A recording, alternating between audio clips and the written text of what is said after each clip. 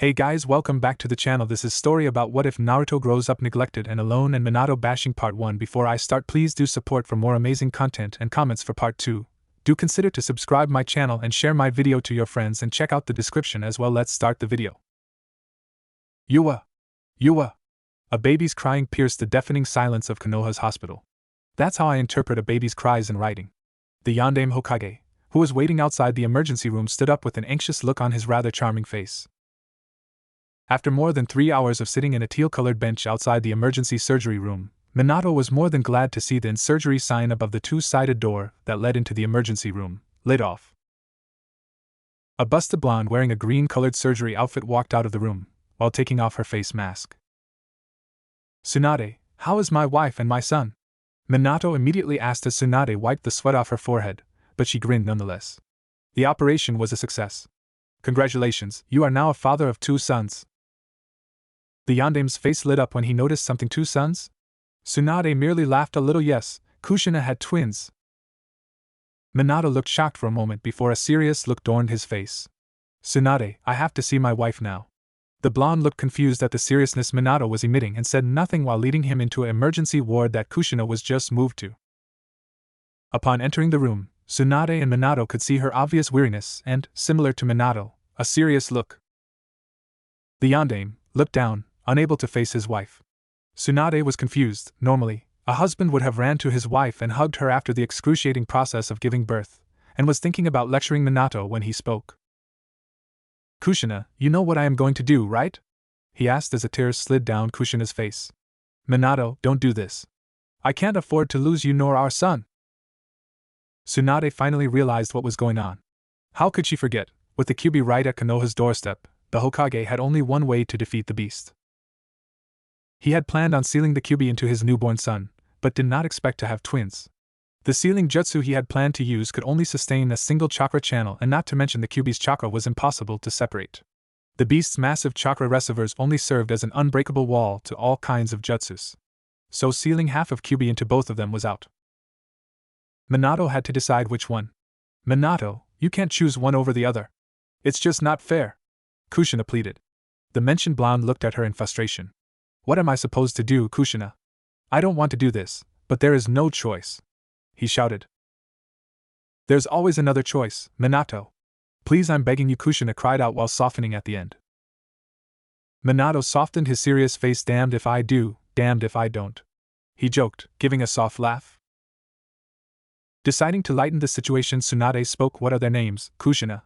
she asked, truly curious about their names. Kushina blushed in embarrassment. "Well, I didn't expect a twin.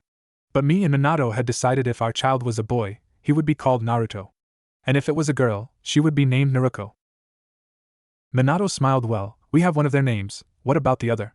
"I am thinking a name of more yet simple," he muttered while holding his chin, completely forgotten about the Kyuubi.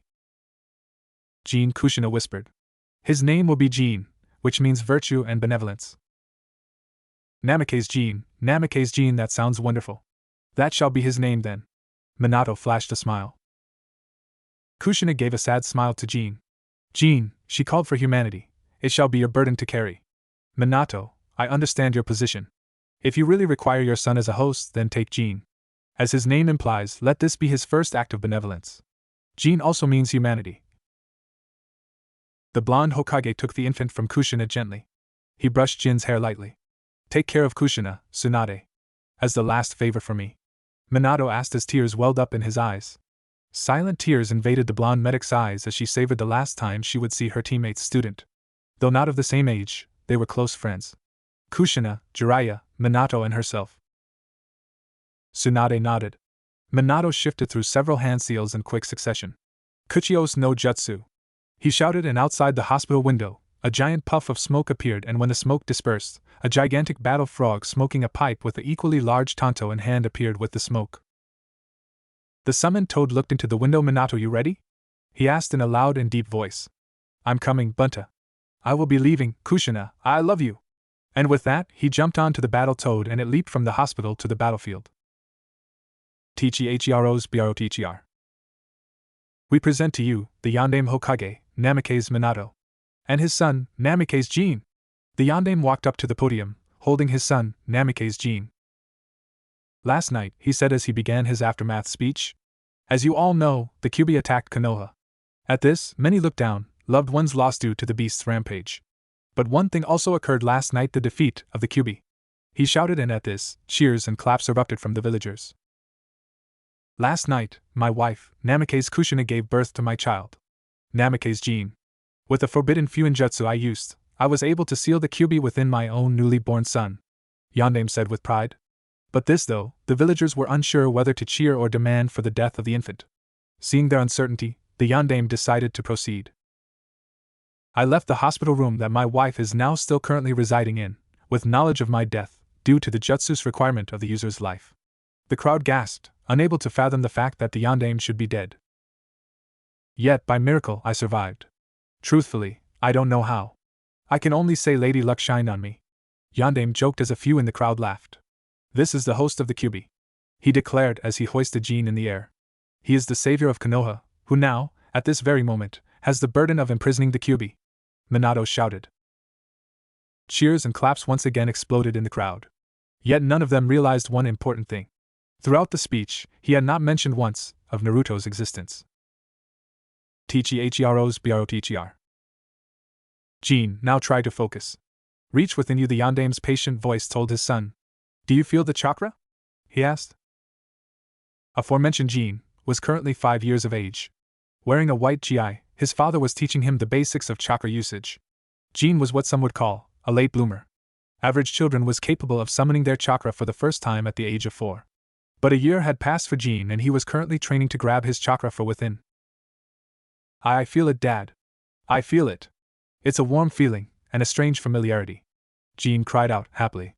Minato grinned, that's my boy. He said like Jin had done the most incredible thing in the world. And Jin gave himself a self-satisfied smirk. It was pathetic, really, in Naruto's opinion. Naruto had inherited his father's golden blonde hair and sapphire blue eyes. When he was a child, his hair was spiked wildly, in all directions. He had taken to combing his hair, and now, from a year of combing, his spiked hair had calmed down and became a layered fringe. Think Nero from Devil May Cry. And Jin had a mix of his father's yellow hair with his mother's red hair, to create a brownish-orange colored hair, with spikes at the back and an Ina-like fringe at the front on his right eye. Speaking of his eyes, he had his mother's black eyes. I don't know Kushina's eye color. As Yondaime teach Jin personally, Naruto had been training by himself. Ever since he could remember, his parents had always shown an obvious favoritism towards Jin. As the Jinchuriki, they were always so proud he had saved Konoha, despite the obvious lack of talent in his part. Reaching his chakra, Naruto could do that since he was 3. He was now wall walking on the ceiling of the dojo they were all training in. As he walked directly above Jin, he was grabbed from the collar by Minato and pulled to the ground. He landed in a heap, taken by surprise, though the Yondaime did not seem to care much. Naruto, teach your brother how to gather his chakra. I'm going to go find some notes for him. It was obvious their father was quickly getting frustrated by the incompetence his brother was radiating. As their father left, Jin quickly turned to his brother Bakaneru. Hurry up and give me the scroll. Naruto raised one eyebrow. Scroll? He asked, truly confused. Yes. The scroll where you learned how to use your chakra. Jin replied, annoyed. I do not understand. Naruto was cut off by his twin. Stop bullshitting. There must be some secret technique you know, or it would be impossible for you to be better than me. Though Naruto enjoyed seeing his twin complain how Naruto was better than him because of a scroll, even though he did not have a thing like that, it was quickly getting annoying as well. Brother, for the 5th time this week, I do not have a secret technique scroll. Jin gritted his teeth. Fine, if you don't want to help me then, maybe father can make you. With that, Jin pulled back his arm, and for some reason hit himself on the jaw as hard as his 5-year-old arm could, which wasn't very hard, but strong enough to leave a slight bruising. Jin smirked and began loudly crying. Naruto widened his eyes as he figured out his plan. At once, and with a yellow flash, Minato was standing beside Jin. He started asking what was wrong, and when he saw the bruise on his cheek, he demanded an answer from Naruto. The blonde was about to say Jin hit himself when Jin started first.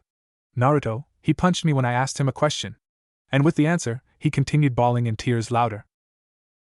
Dad, I can ax he wasn't given a chance to finish when the Yondaime slapped him in the face. Naruto accidentally bit his tongue and blood leaked out of the corner of his mouth. Insert Yondaime's hateful lecture. I really can't stand writing that kind of stuff. After the long scolding from his father, Minato took Jin and decided to go to the courtyard to train for the rest of the day and switched off the lights to the dojo, ignoring Naruto, who was still standing on the same spot as he was when being scolded. Tears threatened to leave his eyes as he nursed his red cheek. He clenched his fist and in a fit of anger, he punched the wall next to it. Several cracks appeared as his chakra-enhanced fist impacted against it. Naruto clenched his eyes shut, his hatred for Jin increasing another notch. Between his parents, Minato always favored Jin over him and Kushina did as well, though more subtle with it. Deciding to forget about what had happened, he decided some muscle pains would be appropriate. He rushed to the leather punching bag filled with sand and began to rapidly land attacks on it. Punches and kicks, until his fists and knees had blisters. Tcheros. It was the first day of the academy, and Jin was clearly excited about it. The past few days, there have been nothing but praises and wishes to Jin. People walking by them and wished Jin good luck for the academy and praising him to be such a wonderful shinobi. It had been 2 years since the dojo incident. Jin suddenly found his method worked very well. Every time he hurt himself, Minato would hurt Naruto even more. Kushina always made Jin's favorite dishes as well. Only Jin's favorite dishes. Now they were walking down the streets accompanied by the yandame and his wife. Jin was standing between Minato and Kushina as they walked side by side to him, with Naruto trailing slightly behind them. Jin was wearing a yellow shirt with a dark green Konoha symbol on the back, and cargo shorts that reached his calf with blue shinobi sandals. He had carried along a big bag with him, looking rather stupid in Naruto's opinion. Naruto himself only had a small sealing scroll strapped to his waist. It was more convenient, lighter, and doesn't look as stupid as carrying a huge bag. As they continue heading to the academy, many villagers who passed by greeted the yandame, Kushina, and their hero son. Cheers along the streets. Naruto merely narrowed his eyes. When they reached the academy, it was slightly worse than Naruto thought. He wasn't a sociable person, and seeing the many children running towards the academy's front door made him worry a little. Immediately when they were close to the academy, Naruto could see some girls with hearts in their eyes as they stared lovingly at Jin. His brother was always the charmer, with his fame and all. Jin noticed them as well, but chose to ignore them and puffed up his chest. He loved the attention villagers threw at him. Though some would consider having a demon sealed in their belly a curse, but Jin treated it as if it was a gift from God. He always bragged about how he saved the village, fucking self-centered douchebag. They reached the academy's reception and there the yandame and his wife parted with their son, wishing good luck. Naruto stood a few meters away, opting to observe the place he was going to study in for the next 6 years. It was relatively big, he thought. It had to be big to occupy so many students. There was at least 50 students in each level, and not to mention the facilities like the dojo, training grounds, etc. The twins entered their first-year classroom, and immediately all noise inside stopped. Everybody stopped what they were doing and stared at the twins. Stared at Jin. After all, the legendary hero who defeated the Kyuubi was about to study in their class. Girls stared dreamily at him, while boys were just looking at him in awe and indifference. Jin walked to the second row, where an empty seat was stuck out like a sore thumb in the row of students. And he seated in it, began conversing with his neighbors. Naruto chose to seat at a more inconspicuous seat, at the back of the classroom. When he reached the last row, he noticed there was already a person in it, a sleeping boy with a pineapple-like haircut. Seating 2 seats from him, Naruto took out a book to read. It was titled Hai no Kuni, Bingo Book. Tcheros. The next few years went by in a blink of an eye. As usual, Jin was praised for everything he did, even accidentally hitting an instructor's shoulder during kunai throwing practice. Great aim, they called it. How retarded was that? And, as usual, Naruto was always better than Jin. Heck, better than most students above their age, really. He had a full marks for all things. Ninjutsu, taijutsu, weapons, etc. And he really had to think it was unfair when his grades were swapped with Jin. Every year, at the end of the year, his grades would be swapped with Jin's. Naruto would receive Jin's mediocre grades and Jin would receive the title of first in class. It was funny how the Hokage could abuse his authority with just a snap of his fingers. Nonetheless, Naruto thought of it as a compliment to him and an insult to Jin. Obviously, the boy can't do anything good himself and needed Naruto's grades to make himself look good. Pathetic, he would often think. What was weird is that even though Naruto scored full marks in tests like accuracy with weapons, or taijutsu in front of the class, they refused to accept Naruto as their better and continued to ridicule him for Jin's low marks. He would prove them wrong when he became Hokage. Yes, he wanted to be the Hokage. Not just for his desire for recognition, nor the multiple perks of that title, no, he wanted to change the village. Change the world. Naruto had some dark desires in his heart that no one knew about, no one will know about. He will show the village, he will cleanse this corrupt world, filled with lies and filthy sins. Then, perhaps he would soon be recognized as the better of the twins, not just as the hero's brother. Happy birthday, kid! A man with a mane of unruly white hair shouted as he ruffled Jin's hair affectionately. Arigato, Ero-senin. The Jinchuriki replied happily. It was Jin's birthday, no, it was their birthday. Yet he had only received a single happy birthday from the Sandaime, and that was only after he forgotten his present when he bought a set of limited edition camo weapon set for Jin. It's basically kunai and shuriken in camo paint. Naruto stood in the corner of the living room as a dozen of people went over to Jin and wished him a happy birthday and giving him birthday presents. The room was packed full of over 100 people, but Minato was by no means mediocre, and his living room could pack double that amount of people. More than 100 presents wrapped in shiny wrapping paper and ribbons were piled on a table and floor. Naruto stared at the presents, green in envy. The guests then began to leave, except for those close to Jin or his parents. Jin ran to the presents and, using his new camo kunai, began to rip the wrapping paper. Naruto was disgusted at his use of such a precious weapon as a simple paper cutter. The first present he opened was from the White Eyes, as Jin had loudly proclaimed. It was a scroll on advanced chakra control. Jin almost laughed at the present. Who needs chakra control when I have them in spades? He mocked before throwing it somewhere. Naruto reminded himself to borrow that from his dear brother. Next was from the Shikas, a close friend to Minato. Inside was a folded chessboard with pieces made from ivory of an elephant, and its black pieces made of ebony. Again, he threw it over his head again, landing on the Hyuga's scroll. Third was from Hatake Kakashi, Minato's student from the time when he was a Jounin sensei. It was a face mask, much like his own. It acted like a choker that you had to wear around your neck, and when needed, to be pulled up. This one Jin liked as it made him look like Kakashi Nizan.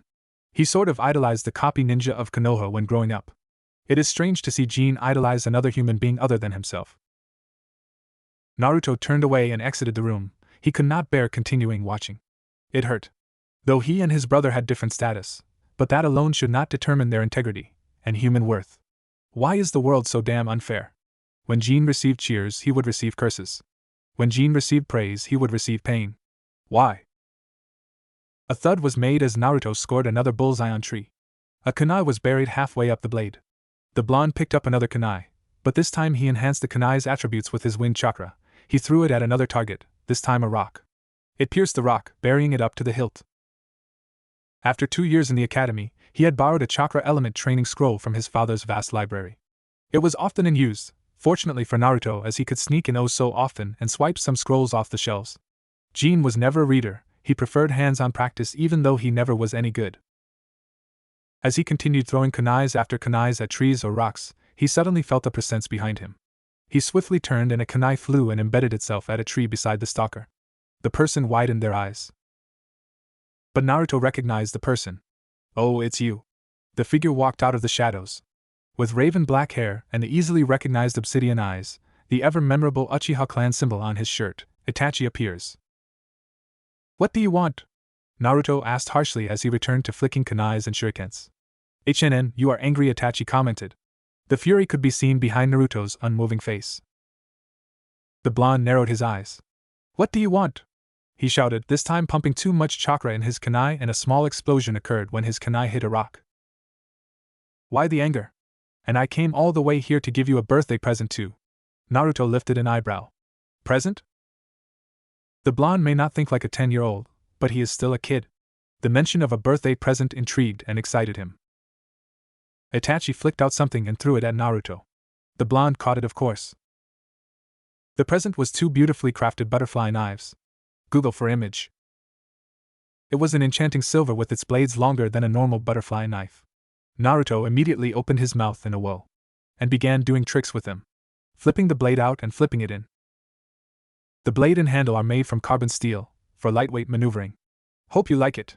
Itachi finished with a small smile. Naruto regained his composure and returned the knife to its handle. Thanks, he merely said. Itachi turned around and began to walk off. Naruto, my offer still stands. I am doing it tomorrow, you know where to meet me, he declared. The blonde narrowed his eyes, staring at the butterfly knives. Itachi, how are you so sure I won't tell people what you will do? The Uchiha turned his head towards Naruto because I know you hold no loyalty to either this village nor your father. And with that, the 15-year-old ANBU captain shined away. Gripping the butterfly knife, he flipped out the blade and with a flick of his wrist, it flew towards the rock, burrowing in. What am I supposed to do? Why does a 10-year-old have so much responsibilities?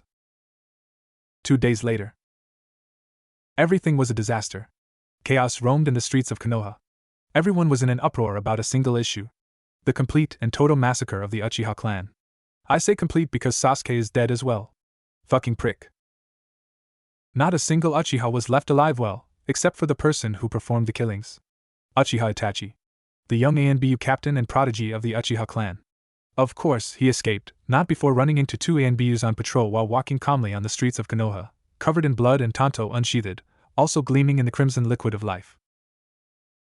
After a thorough investigation, the Yondaime declared the young prodigy insane, and was not under the right mind when performing the massacre. Which concluded the whole investigation. No motive of murder, no investigation of weapons used, no nothing. Of course, the public ate it all up like some naive puppies following its master, Minato. However, Naruto knew better.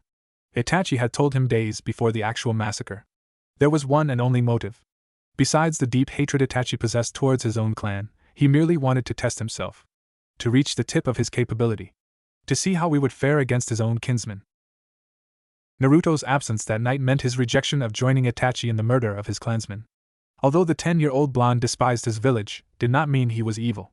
Massacring hundreds of people for no particular reason did not appeal to Naruto. Now, the people were wondering which clan would go next. Surely, after the complete destruction of their strongest clan, another was bound to be massacred. In the academy, everyone was talking in loud whispers within their own group. Many were with King Jin for information, after all being the Hokage's son had that advantage. Idiots. So drunk on peace that they never saw this coming. A simple clan disappearing off the face of earth caused such a commotion. They are in a shinobi village for crying out loud. They should be prepared for this. Currently, Naruto was situated in his usual seat in the academy's classroom, flipping out his butterfly knive's blade and returning it to its handle. This village is pretty pathetic. The students here are all so weak. How I wish Kiri's academy system replaced this pathetic Konoha Academy curriculum.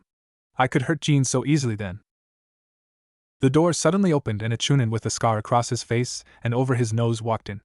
Class, settle down, he simply said, and the whispers vanished. As most of you may have known by now, the Uchiha clan is, he hesitated, trying to find a good word.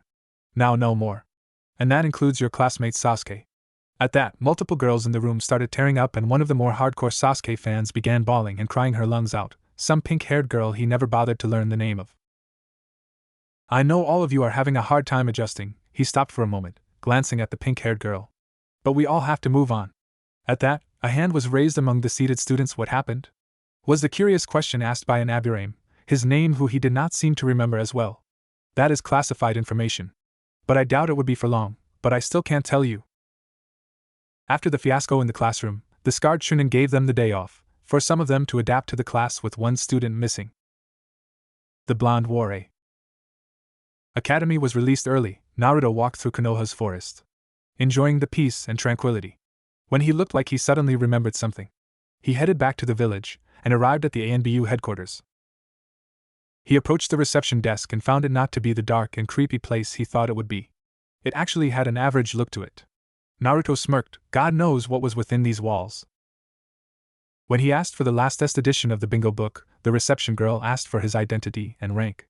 After pointing out his status as an academy student, the woman asked him to go back to mommy, as kindly put it. But after mentioning his father, that changed the situation. She was more than glad to present him a mint copy of the latest bingo book. Naruto smirked after receiving it and thanked her, eagerly flipping through the pages. After all, he would have to know any person or thing that is perceived as a threat outside the safe walls of Konoha. He stopped dead in his tracks after flipping to the end section. On one of the pages of the bingo book was a picture of a blonde shinobi, whose sun-kissed hair reached shoulder length, had a pair of sapphire blue eyes that radiated skill and strength. Namake's Minato, he read further down, catching the tiniest of details. Name: Namake's Minato. Affiliation: Konohagaku no Sado. Rank: Hokage. Status: SS rank, flee on sight. Description: age between 20 to 30, blonde hair, blue eyes, 6 feet 10 inches. No more information is available. Bounty: 200 million ryo, placed by Iwagakure. 100 million ryo, placed by Kumogakure. Known skills: extremely skilled in Fuinjutsu. Kage level ninjutsu. Kage level taijutsu. Jounin level genjutsu. Other attributes: unknown. Known jutsus: multiple self-created jutsus. High-level futon jutsus. High-level right-on jutsus. High-level ninpu. Ninpu as in Kage Bunshin, Shunshin, etc., other jutsus unknown. Naruto stopped reading. After knowledge of his father's place in the bingo book and status was more than enough to conclude one thing. His father was a monster. A true genius in the ninja arts. The third to receive SS rank in history. The first and second being Hashirama Senju and Uchiha Madara. He then remembered Itachi and flipped to the U section. Uchiha Baisuk, Uchiha Genshiro, Uchiha Galamaha found it. Uchiha Itachi. A picture of a raven-haired teen with black onyx eyes. Uchiha Itachi. Name: Uchiha Itachi. Affiliation: Konohagakure no Sado. Rank: Umbu Captain, missing Nin. Status: S rank, flee on sight. Description: age 15, black hair, black eyes, red with 3 tomo if Sharingan activated, 6 feet 5 inches. No more information is available. Bounty: 80 million, placed by Konohagakure. Known skills: high Jounin level ninjutsu. Kage level genjutsu. Jounin level taijutsu. Mastery of Dijutsu, Sharingan. Jounin level weapons mastery. Other attributes unknown. Known jutsus: high level katan jutsus. Intermediate level ninpu. Other jutsus unknown. Criminal act: massacring the entirety of Konohagakure's Uchiha clan. Naruto stopped reading and sighed. They really included Itachi's name, eh? That was quick, considering the massacre only occurred 2 days ago. Time skipped to second day of the last year of academy. Iruka was babbling on about some boring stuff on the history of the elemental countries or something. Naruto wasn't paying much attention. He was now donning a black vest with holsters and a blood-red shirt beneath. The vest contained thin metal plates within its fabric, for extra protection. Below, he wore a long pair of khaki pants with multiple holsters and pockets as well, and a pair of black steel-toed military combat boots. His 2 butterfly knives sheathed on a belt behind his waist. He was seated on the top left corner of the class, nearest to the windows. He looked out, and stared at the blue sky and green leaves and reminiscence about the past few years. It had been 3 years since the Uchiha massacre, and the scar left on the village have not been forgotten. After all, the loss of their strongest clan, which, by the way, could not even fend off an attack from a single shinobi, hurt the village a lot. Sarcasm aside, the Uchihas were actually a crucial part of the village's security and economy. They alone purchased 20% of most ninja weapons and daily necessities.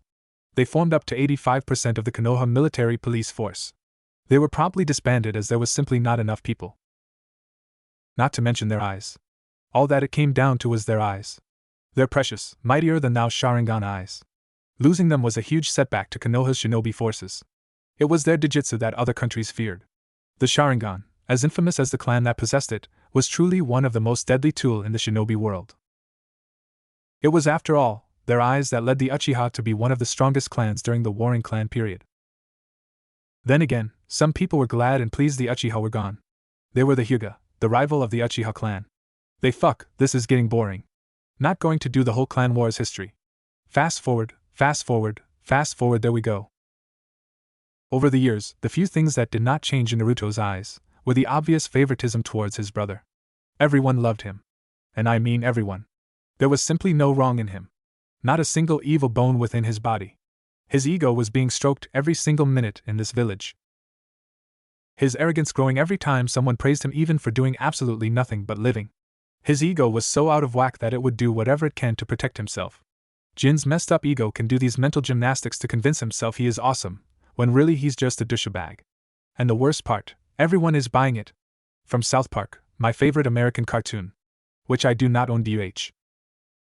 It angered Naruto just thinking about it.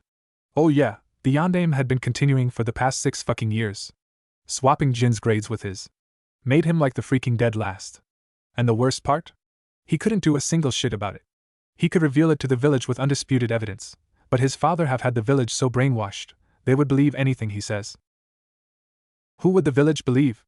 his father, Konoha's hero and Yondaime Hokage, or his lesser-known, shady son?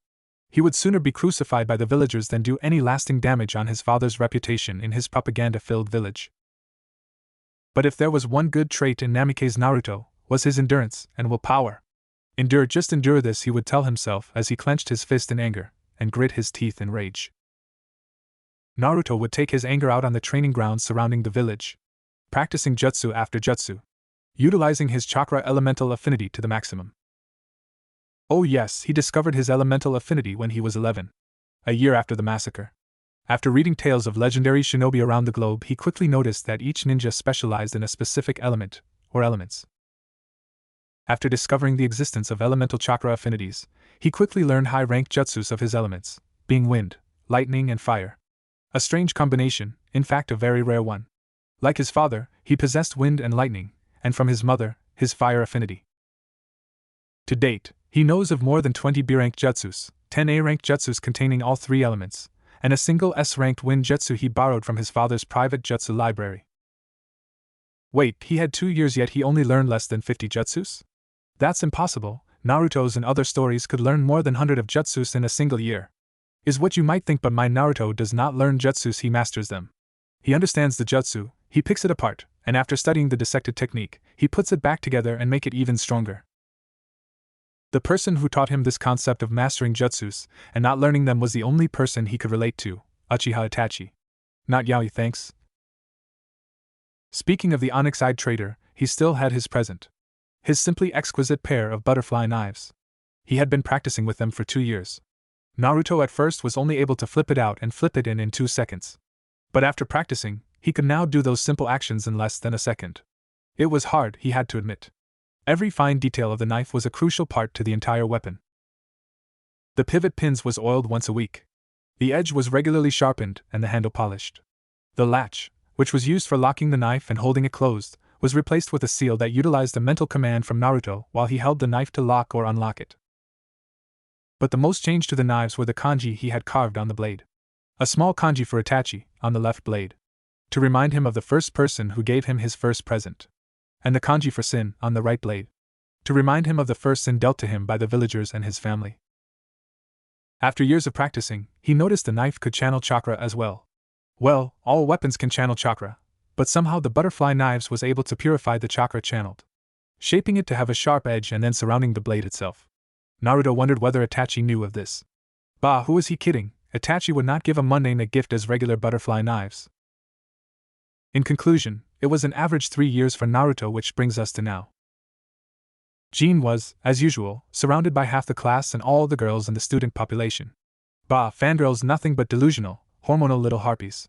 They had no idea who Jean was, yet claimed to be his one true love, and actually thought that he secretly loves me but is too shy to admit it. There is no bigger bullshit. They were unbelievable, and like Jean, they believed he was the best. He was awesome when it is so painfully obvious he is a little. Naruto could still remember that day. It was a few months ago. During a taijutsu-only spar, the teacher in charge put Naruto against Jean, in hopes of the hero showing off his skills to his dead last brother. But boy was he wrong when Naruto simply sidestepped and tripped Jean with his feet when said boy rushed towards him, throwing a wild punch. Naruto laughed mentally as he remembered what happened. When Jean was running towards Naruto, all the girls was going kick his ass. Or Jean, you are so cool.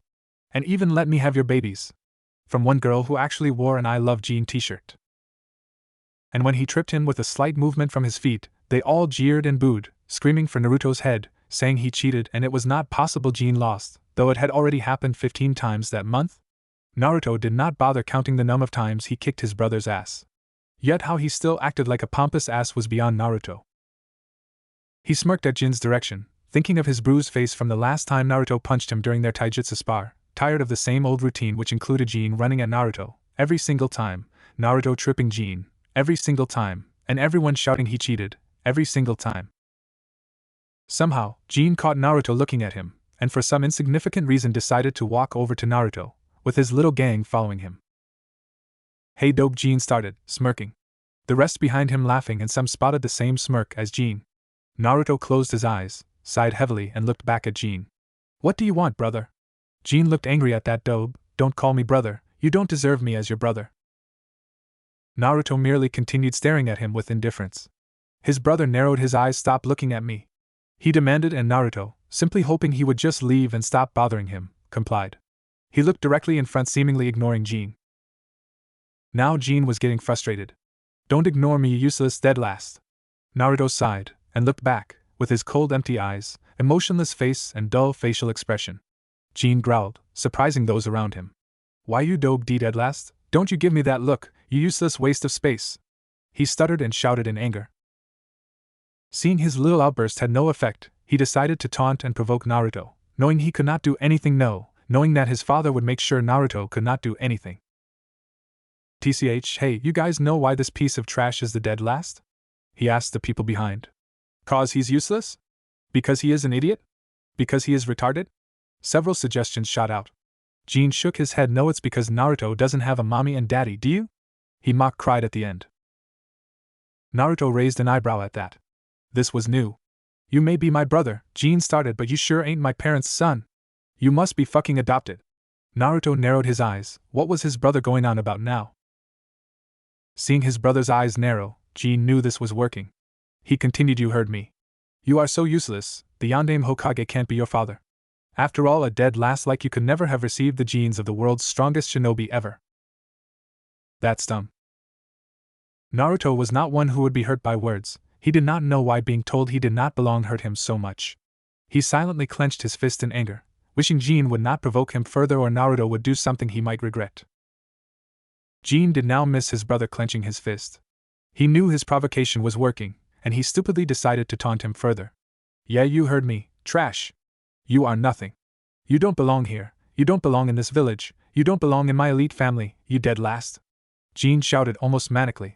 Naruto accidentally released his killing intent for a split second, and at that split second it was the first time Jean truly felt death staring straight at him. And ironically, Naruto was staring straight at Jean, his eyes colder than the icy embrace of death. Naruto immediately calmed down. Funny you would say that, especially when you yourself know why I am the dead last and why you are the top in class last year, no in every year, he said calmly. Jean took a moment to register Naruto's sentence, and smirked. That's because I am a genius and you are a retard, he shouted, laughter ensuing. Naruto laughed. And how, per se, did I how you say kick your ass in every sparring match? He asked mockingly. Jean immediately replied, I know you cheated in every match, dead last. Naruto rolled his eyes. You yourself know very well you are the top in class because father, the Yondaime Hokage, swapped your grades with mine, me receiving your shitty scores, dead last. Jean narrowed his eyes in anger. You call me the dead last, you trash, he shouted and threw a rather flimsy punch. Naruto's head went through at least a dozen different ways to break Jin's arm without anyone even noticing, but decided against it. Instead, he merely turned his neck, letting Jin's slow fist fly past his head, an inch from his cheeks. More punches came from Jin, with Naruto dodging all of them without even moving from his seat. I won't hurt you, Jin. You know that. Father would murder me if you ran to him crying, Naruto said, as Jin started his barrage of wild and flimsy punches again. One boy at the back commented on Naruto's statement. You won't hurt him because you are too weak.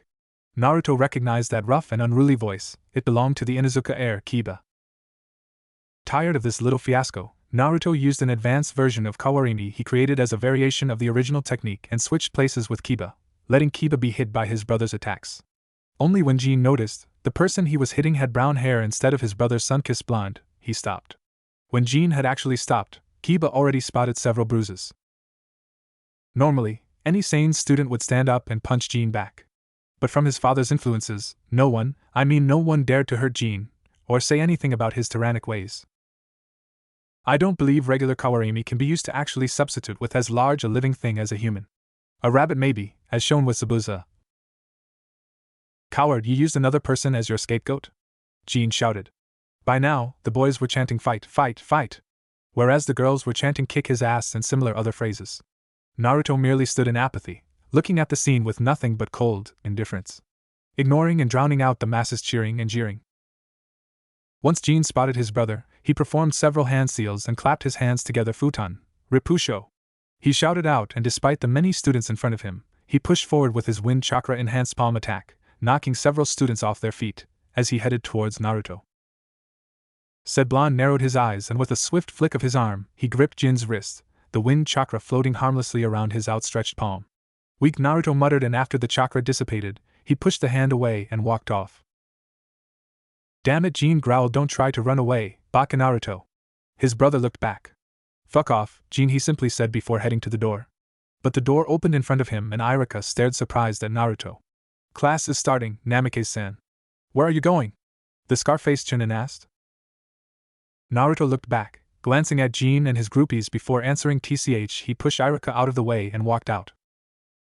It was near sunset when Naruto returned home. Where he was the whole day was a mystery. The moment Naruto stepped into the rather large mansion, he met his mother, as if she was waiting for him. Mother. He greeted and continued walking, but was stopped by Kushina. And where have you been, Naruto? She asked, anger's obvious presence in her voice. Out. Naruto merely answered.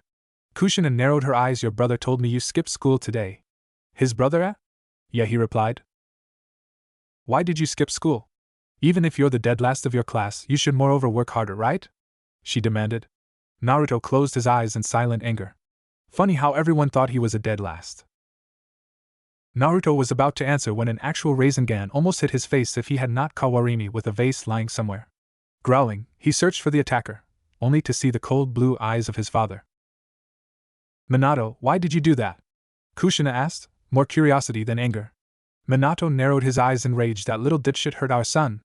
The red-haired Uzumaki shinobi widened her eyes in shock before narrowing them at Naruto. Why do you like hurting your brother, Naruto? She shouted. Even if he is the top of your class, there is no reason to be jealous and attack your brother. You should be glad Jean doesn't hit you back. Kushina yelled at Naruto. Again and again.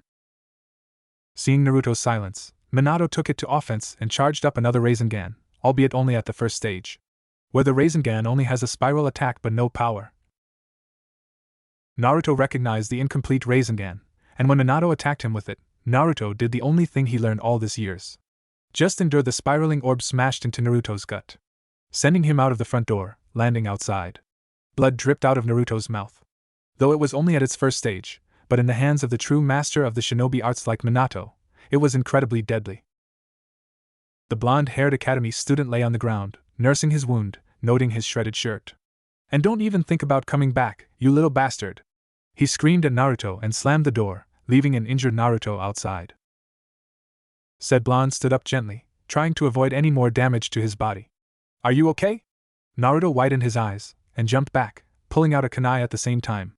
Only to see a middle-aged man standing where he stood. Naruto recognized him. Bandages covered half his body. Only his left eye and lower face was shown.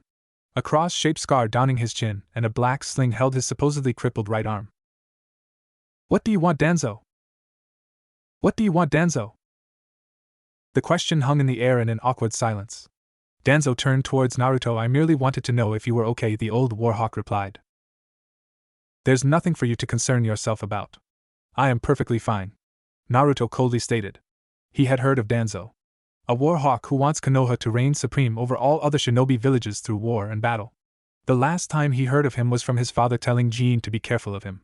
Seemed that Danzo really wanted Jean to become a living weapon for the village. Are you sure? That injury of yours looks rather serious, the ex-root commander asked and walked towards Naruto. Gritting his teeth, Naruto threw the kunai in front of Danzo. Not a step closer, the blonde warned. Danzo was angered by the blatant disrespect the brat showed him, but through years of training, he managed to calm himself down without revealing his disdain towards the kid. I know what happened, Naruto-kun, he began. Said blonde widened his eyes, but tightened his grip on another kunai he pulled out. Aren't you angry? Look at what your father did to you. Danzo continued. I know you dislike him. I know you hate them. Naruto looked at the injury on his stomach. A red scorch-like mark on his gut, his eyes almost watering. Not at the pain but the fact his father would actually attack him. Danzo knew he got Naruto at that and continued. Help me, help you. Naruto lowered his kunai, and the warhawk took a few steps forward, a meter away from the blonde. Join me. Naruto closed his eyes. Danzo Ippin Shinde Miru? He whispered, releasing his entire killing intent accumulated during the entire event, and releasing his chakra pressure. Only now, Danzo realized how fearsome was this 13-year-old academy student. Naruto was no fool. He knew the risk of provoking Danzo like that. He was in fact an ANBU commander, albeit retired. But still, he continued. Do you believe me to be stupid? If you do, then you are no better than the rest of the idiots in this village. I will not assist you in your pathetic attempt at ruling this village," Naruto shouted. Danzo narrowed his eyes, seething in anger. "Do not mock me, boy. I can easily snap you in two like a toothpick if I choose to." Naruto narrowed his eyes in return. "And do not assume you know me, Danzo. Do not even think for a second you understand me. And never try to fool me again, or I will hunt you down, Danzo. I will hunt you down and gut you. Namikaze Naruto is no one's slave!" Naruto screamed, glaring at the other with all the rage he could muster. Said Shinobi recoiled at his threat. "This is not over, brat. No, this is far from over," he threatened and promptly disappeared. At his disappearance, Naruto let out a breath he did not even know was there. Sweat matted his brows. That was close. Very close. Danzo could have killed him right there. The only reason he did not do so was because Minato might have come out angry that Danzo was going to stain the house's front steps. The blonde student kept his kunais. Glancing back at the house, he decided to stay out for the night. Let the folks cool down.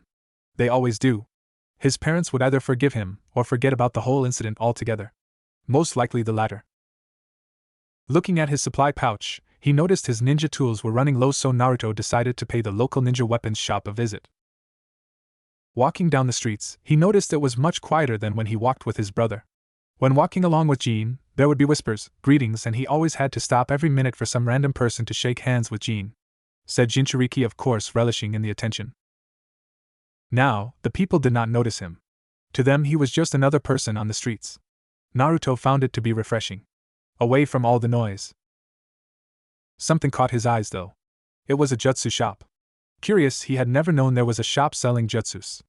Walking in, he found it to be quite spacious, though its shelves neatly contained jutsus, categorized according to rank, type, and element. It was filled with customers as well. From academy students, to jounin even, all looking at the many technique scrolls. Amusing himself, Naruto decided to explore the newly found store. Walking towards the fire jutsu section, he found several basic techniques only, much to Naruto's distaste. Katon, Enden, Katon, Gakakyu. The highest he saw was only a Katon, Ryuka. How disappointing. Though none of it was good, it was fun to see so many different techniques, even if many of them were absolutely useless. Then Naruto reached the taijutsu section. It was a small section, it only contained less than a dozen styles. Some of them even more useless than the academy's style. Well, Naruto did not need any of the styles here though. He already had the 5 elements style. The 5 elements style contained 5 different variations of it, each named after one of the 5 elements: fire, water, wind, earth, and lightning. Each required a specific style of fighting. The fire stance used strong barrages of attacks that kept the enemy busy in order to deliver a powerful and fatal attack when a chance was given.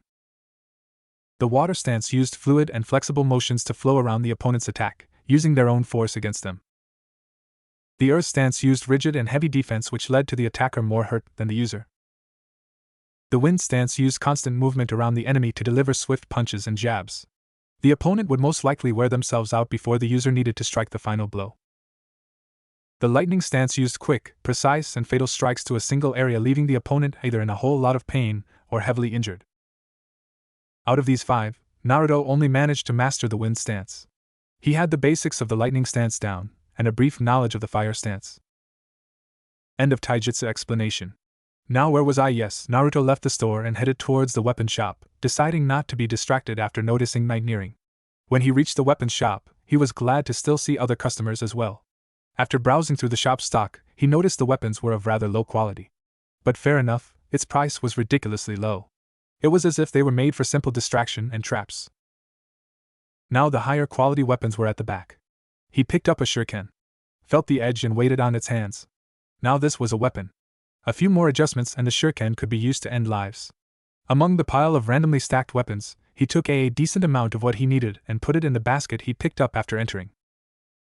As Naruto headed further in, his eyes began to widen considerably. This place was where the highest of the highest quality weapons they had stocked. He picked up a kunai. Its weight was incredibly light, but the metal glinted in the light, promising pain if he were to touch the edge. This kunai was most likely used for throwing. Naruto picked up another kunai. This one was heavier, and the blade was longer than the other. This was used for melee combat. How he wanted these weapons, but knowing the little allowance his parents gave him, he could only afford what he had in his basket now.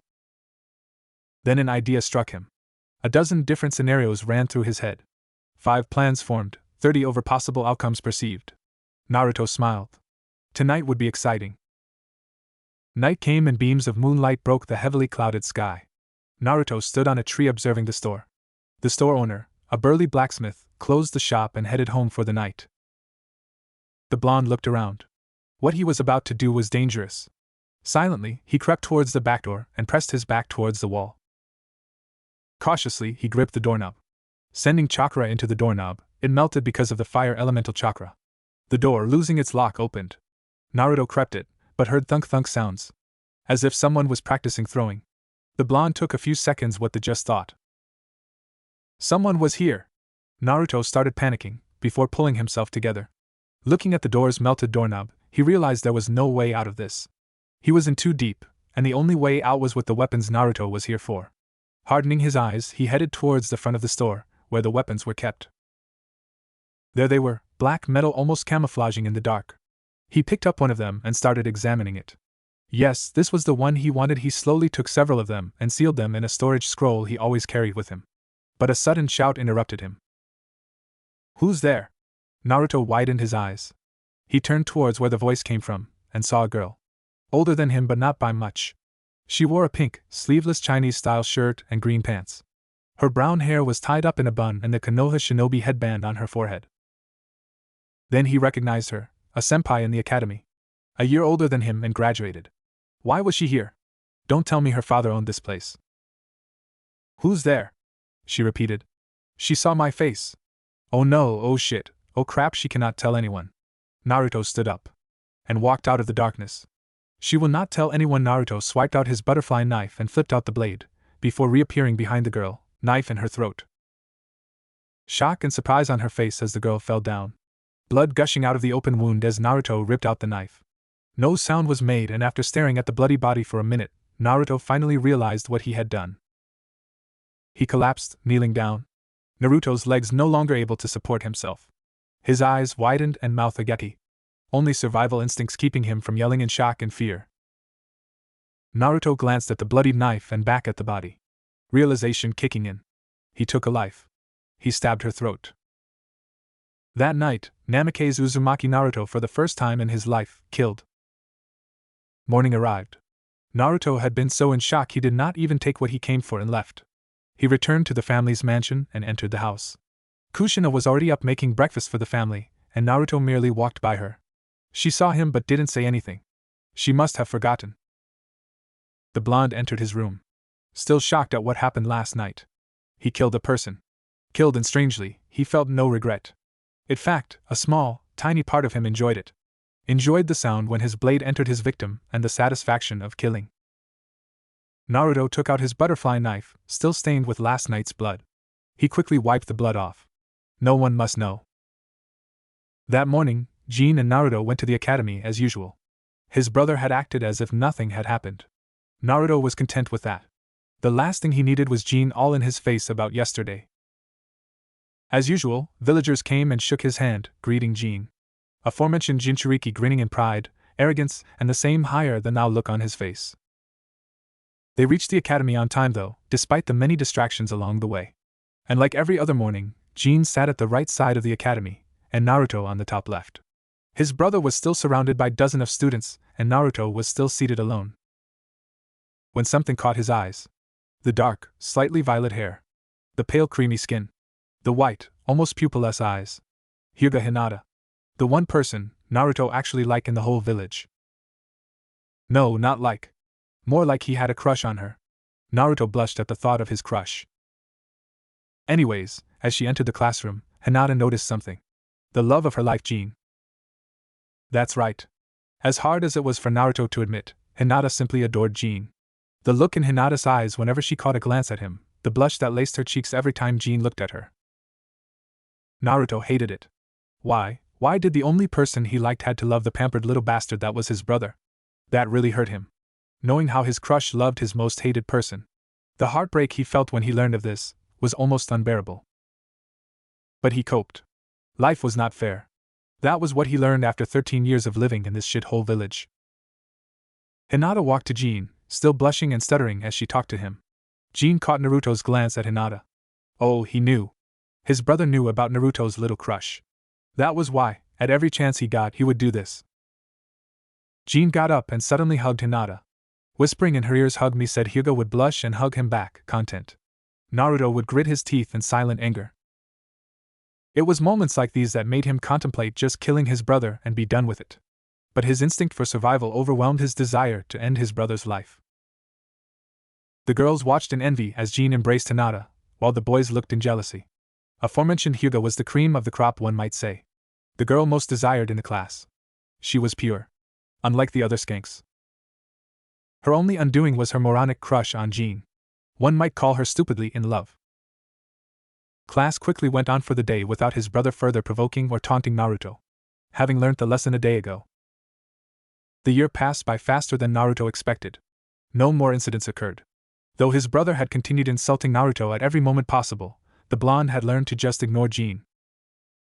Naruto learned a dozen more jutsus, this time a few B ranks and the rest C ranks. Why the sudden decrease in quality of his jutsus? Well, since Jean was hurt by Naruto that day, his brother demanded to learn stronger jutsus.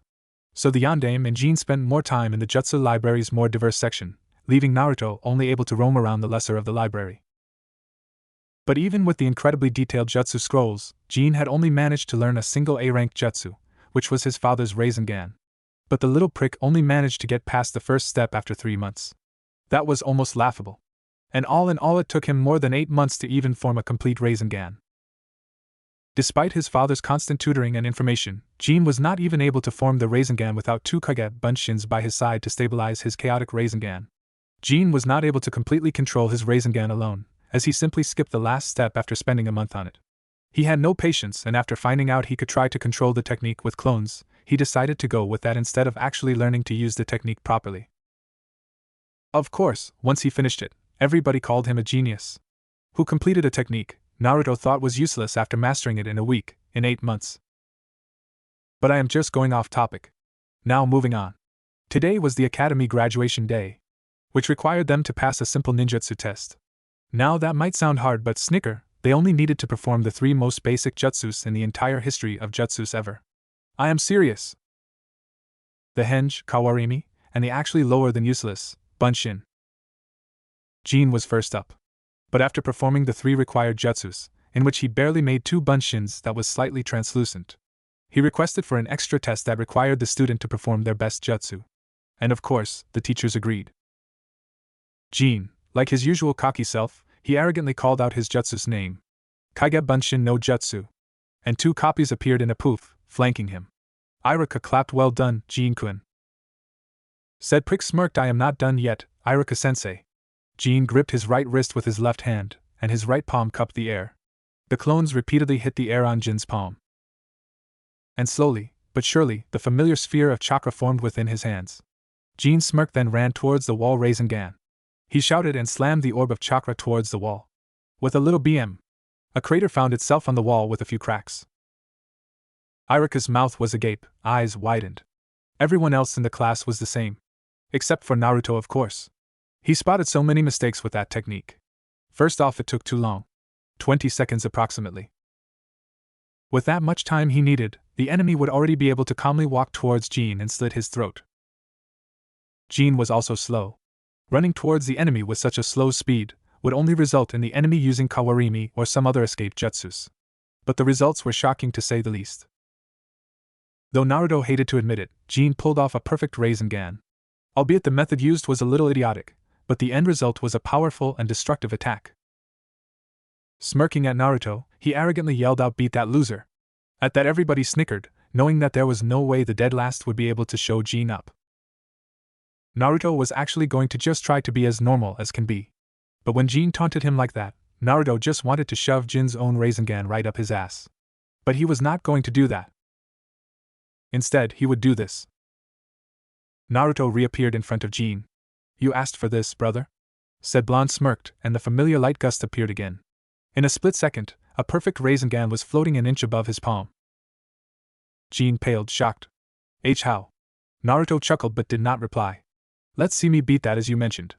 Let me show you the one thing our father had never been able to do," adding an element to the Rasengan. Jean widened his eyes at that. Of course, he had heard about adding an element to the Rasengan from his father.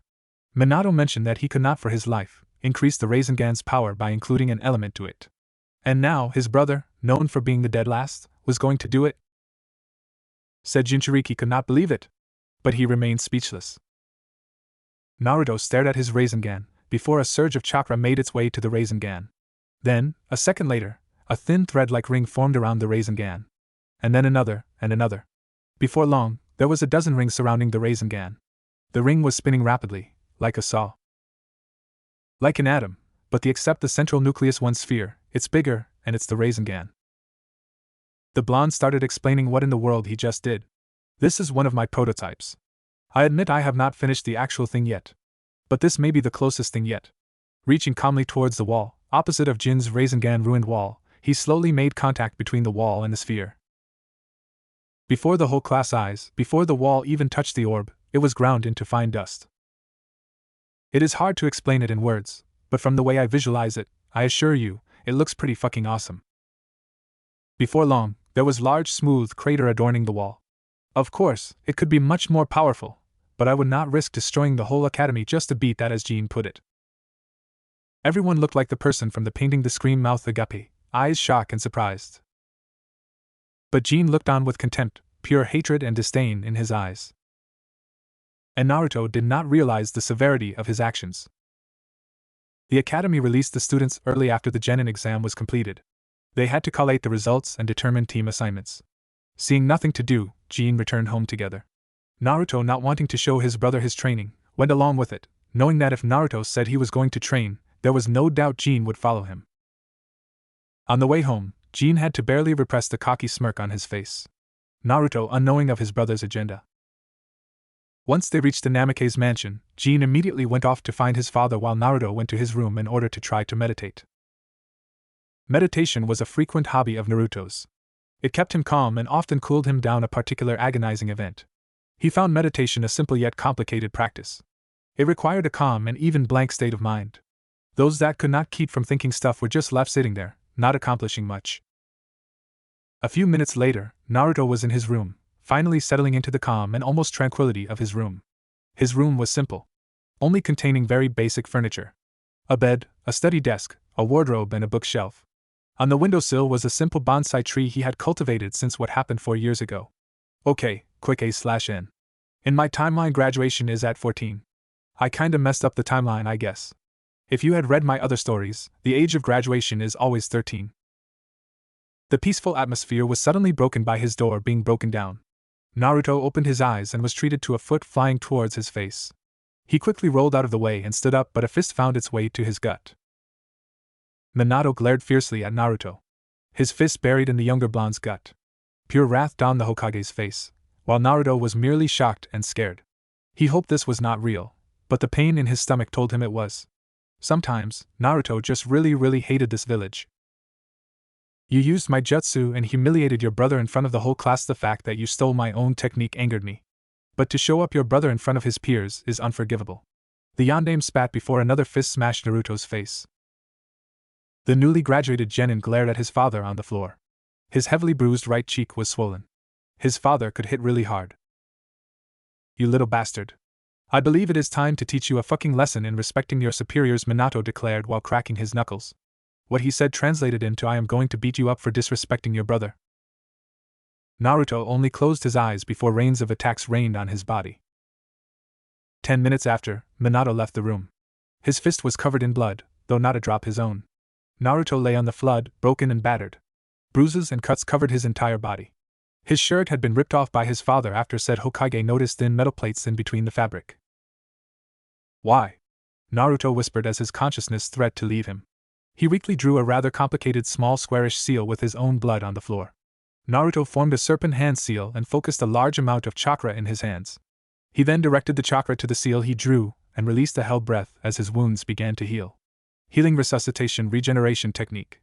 An A-ranked medical ninjutsu used during operations and surgery by medical shinobi. Normally, a larger seal is drawn and would take a longer time to heal, but that's only with life-threatening wounds. Naruto breathed a sigh of relief as the pain that wrecked his entire body quickly vanished. After this entire body was healed, he released the chakra, with a slight pant. The jutsu normally required 4 people to conduct and hours to complete, but Naruto was naturally a chakra powerhouse, a genetic trait from his father, so only a few minutes was required, especially only for external wounds. Unknowingly, a tear fell from his eye. I don't know how much of this I can take. I might really be tempted to follow Itachi's footsteps. Pulling himself together, he walked towards his wardrobe and pulled out some clothes. Looking at his pants, he decided to change his blood-covered clothing. Naruto changed into a black shirt with a high collar that had long sleeves on the left and regular sleeves on the right. He strapped a hidden blade holder on his left wrist, concealed by the long sleeve that covered his entire left arm. Hidden blade from Assassin's Creed. Those who played the game before would know how freaking badass it is. And a gray vest with multiple pockets on top. For his lower body, he wore a long pair of baggy khaki pants, also with many pockets. A black loose belt wrapped around his waist that had 4 pouches strapped on the back of the belt. The belt had a sort of magnetic attraction to his pants due to several seals so enemies would not be able to grab the belt. He also wore a comfortable pair of black, military combat boots. It was steel-toed and had a sleek kukri knife in his right boot. The kukri knife has a curved blade, mostly used close combat, or even as a throwing weapon. In the hands of a ninja, it can be severed as a decapitation tool. The curved knife providing easy cutting into the rounded neck of the victim. With a heavy sigh, Naruto decided to go train, just to forget what happened. The next day quickly arrived. On the way to the academy, Jean kept sending arrogant glances to Naruto, mocking him, as if asking him, now do you know what happens when you mess with me? The blonde merely ignored his childish brother. Today was team assignments, and Naruto was not an expert in stealth for nothing. He snuck into his father's office and took a long glimpse at the list. He noted the people he paid special attention to. Team 7 included Namake's Jean, Aburame's Shino, and at the last name Naruto almost yelled out in anger.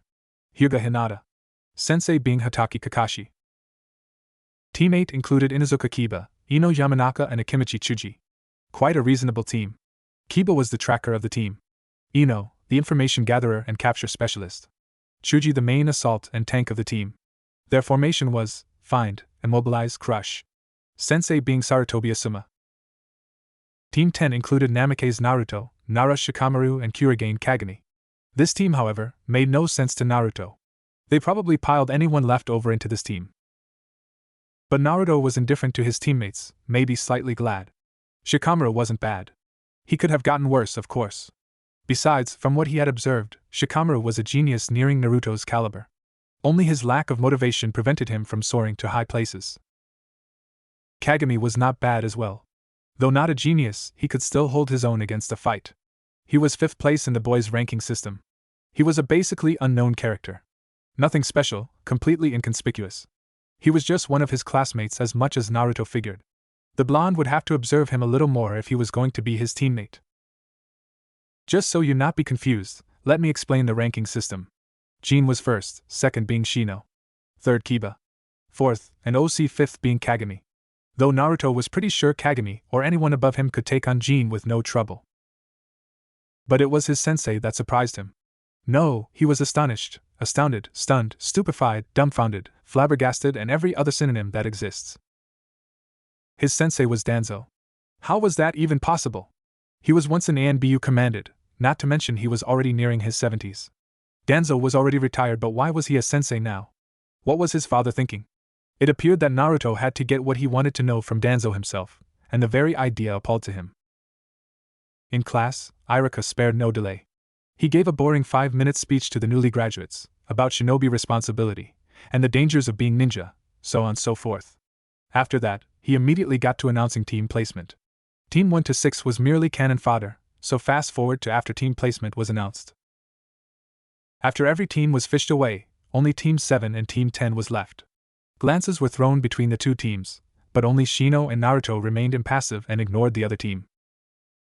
Jean was seated with his team, Shino and Hinata flanking him, while Naruto was flanked by Shikamaru and Kagami. The Nara had his head laid on the table but eyes were still opened. Apparently the tense atmosphere was keeping him from actually falling asleep. Kagami was merely sharpening his tanto. Naruto would occasionally glance at Hinata and let a small smile adorn his face. Of course, Jean once again did not miss it, and after Naruto's third glance, Jean wrapped his arm around Hinata's shoulder. Smirking at Naruto's frown, the Jinchuriki mouthed the words, "She belongs to me," to Naruto. Interesting fact, I got Jin's name from the term Giant Shiriki. Hinata of course turned beep red at the contact while Naruto, as almost tempted to shove Sin in Jin's throat. Sin is Naruto's right butterfly knife, remember? A few minutes passed by before a masked shinobi appeared in the classroom with a puff of smoke. The moss was simple, with 2 slits for eye holes and several small holes near the nose and mouth, presumably for breathing and speech. He knelt down on one knee. Team 10, you are required to meet Danzo-sama at Training Ground R01 near the southern section of the village. Please be there in half an hour. And with that, the shinobi disappeared in another puff of smoke. TCH, I did not put it past that old war hawk to actually send a messenger to inform us of his whereabouts. Naruto thought, almost criticizing Danzo. Looking towards Shikamaru and Kagami, he gave a hand gesture as if to say, follow me, I know where it is. Training Ground R01, which represented Route 01, was a training ground used specifically by Route Umbu when they were still around officially. Now, it appeared it was still used by the Route, unofficially. When they reached the training ground, they merely found Danzo seated on the flood, meditating. Sensing their presence a mile away, he opened his one good eye. Come, take a seat, Danzo said, gesturing at the open space in front of him. Not wanting to disobey their first order from their newest sensei, they complied and sat facing Danzo. Now, let's start with introductions. The XANBU commander started, but was interrupted by Naruto. Sensei, said Blonde reluctantly started, I am sure we would prefer some privacy, so if you do not mind, could you please remove the 5 ninja hidden? He finished, staring straight at Danzo. The old war hawk looked surprised for a moment, before chuckling and snapped his fingers. Naruto immediately felt the 5 shinobi's presence vanish. Now, I will start first, Danzo declared. My name is Danzo Shimura. I am an ex-ANBU commander of the Route ANBU. I am now your sensei until the Hokage decides to change this. Then he motioned towards Shikamaru. The Nara merely muttered troublesome before continuing. My name is Nara Shikamaru. I am the heir of the Nara clan. He finished, but Danzo urged him to continue, after saying, tell us your likes, dislikes, hobbies and dream. With a heavy sigh, Shikamaru continued, I like sleeping, I guess. I don't like doing troublesome things. I don't have much of a hobby, but I do play shogi frequently. As for dreams, I just want to be a regular shinobi. Marry a regular wife, not very beautiful and not very ugly. Have 2 kids, a girl and a boy, and die before my wife. Danzo nodded, but inwardly he was thinking. I have read his profile. Says here, he has an IQ as high as 200. A lazy genius, HM? I would have to beat that lazy attitude out of him, I guess. Then he motioned towards Kagami. Kurigane Kagami was an average-looking 14-year-old, with raven black hair spiked towards the back and a few bangs in front of his forehead. He wore a black muscle shirt and black basic ANBU-issued pants with black shinobi sandals. He also wore black shoulder pads. Think Zack Fair from FF7 Crisis Core. My name is Kurigane Kagami. I do not belong to a clan, though my family have been shinobi since the Shodame's era. I like training and learning new jutsus. I dislike weaklings and civilians. My hobby is training, and my dream is to master my family's kenjutsu style and become an exceptional shinobi, worthy of being a legend. Danzo nodded again. An average genin, though slightly skilled. He would be a good teammate to complement the 2 other skills, though his hairstyle and name reminds me of my late teammate. Wait, why am I reminiscing about the past? Lastly, he gestured towards Naruto. Said Blonde seemed to contemplate his words before speaking. My name is Namikaze Naruto. I am the son of Namikaze Minato, the current Yondaime Hokage. I like training as well. I do not dislike many things, and my hobby is to train too. My dream, no, I promise to be the strongest shinobi the world will ever see. Naruto had to admit he lied about some of the things he said, but the last part, he was completely serious. Nobody laughed. Nobody said anything except Danzo, who mentioned that it was a good dream. Now, as you may or may not know, Very Jounin Sensei will give a post-academy graduation, genin test, to see if any of you are worthy of actually becoming shinobi. Regularly, the most common test would be to test your teamwork, but I do not think the same way. I believe fighting capability is most important. As a result, my test will be a one-on-one with my shinobi. Danzo explained before snapping his fingers again. And behind the 3 genin stood 3 Root ANBU. These 3 are all Chunin-level shinobi. I do not expect you to win, but I will judge if you are able to proceed as a genin after this test. Now, any questions? Naruto immediately asked, can we kill them? Danzo chuckled, if you manage to kill them, I might put in a word or 2 to the Hokage of immediately promoting you to Chunin. Both knew that was not possible, but Naruto still looked forward to spilling their blood. Surprisingly, The three Rutambu took no offense at Naruto's question. One would thought an ANBU would be angry that the dead last even thought he could kill them. But they just stood there like statues. Who wishes to start first? Naruto immediately smirked. Danzo nodded and one of the ANBU operatives stepped forward and led Naruto to an empty grass field. Hajime, Danzo declared, and Naruto performed several hand seals before shouting out his jutsu's name. Raiton, Yoroi. Immediately, a yellow-colored cackling armor of electricity surrounded Naruto. Surprised by the use of such a high level, the Rutambu momentarily flinched. That was his first mistake. Naruto caught him by surprise with a kick. The Chunin barely dodged it, though the kick grazed his cheek. Immediately, he could feel the numbing electricity running through his veins. But only years of training did he avoid being paralyzed. The Chunin then formed several hand seals and blew out a large fireball katan. Gakyu no Jutsu. The massive ball of flames flew towards Naruto, and the blonde countered with a Suiton, Sujin Hiki. A wall of water formed in front of Naruto. What shocked the root operative was that Naruto actually took the water in the grass below him to form the wall of water. Suiton, Daibakufu no Jutsu. A miniature version of the actual technique that should have risen several dozen meters high, but because of the lack of water, the technique was only 1.5 meters high. The water flew towards the ANBU. But before said root Chunin could counter, Naruto immediately followed up with a Raiton, Kangekiha. A pulse of electricity mixed with the torrent of water made it a deadly combination. Only reflexes trained over the years allowed the Chunin to perform seals faster than usual and have a Doton, Doria Hiki, to block the electrified wave of water. The root operative unsheathed his katana that was strapped behind his back. With a quiet whisper of Katan, Hai no Yaiba, the blade was immersed in flames. That was his second mistake. He already knew Naruto either had a water affinity or well versed in Suiton jutsus, yet he continued using a fire technique against him. Naruto raised an eyebrow at his choice of jutsu. All the while, his teammates had their jaw wide open. The class dead last was this powerful? They had no idea. Perhaps what he said at the beginning of the year was correct. Did the Yandame really swap Jin's grades with Naruto? Danzo was also immensely surprised but did not show it outwardly. He knew Naruto was talented and even gifted, but to think it was to this extent with his training, Naruto could be even stronger than Itachi. But he frowned at his own lightning jutsu. The Raiton, Yoroi, was supposed to grant the user light speed reflexes. Yet he could never attain that type of mastery over this technique, no matter how much he practiced. The root Chunin eyed his opponent before charging forward, fire sword in hand. Normally, the Hai no Yaiba technique allowed the user to form a blade of fire with nothing but chakra. But coupled with an actual sword, the potency of the jutsu was doubled.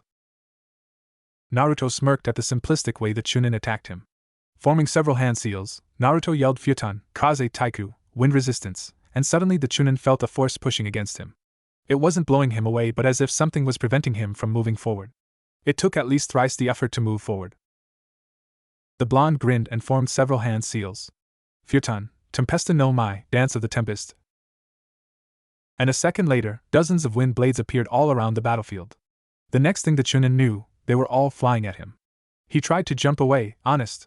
But Naruto's wind resistance jutsu kept him on the ground, and the next moment, the root Umbu's blood bathed the green grass. Naruto let out a sigh of relief. Before panting a little, using 3A ranked and 3B ranked ninjutsu was a little exhausting. He heard clapping from Danzo. Said Warhawk was grinning almost manically. Absolutely amazing. Incredible. Just incredible. I was not lying when I said my shinobi was Chunin ranked. And from what I have just seen, Naruto, you might even be Jounin level. Said Blonde stared at Danzo for a while, deep in thought for a second, before walking away and joining his teammates. Though he stopped halfway. I believe he at least deserves a proper burial.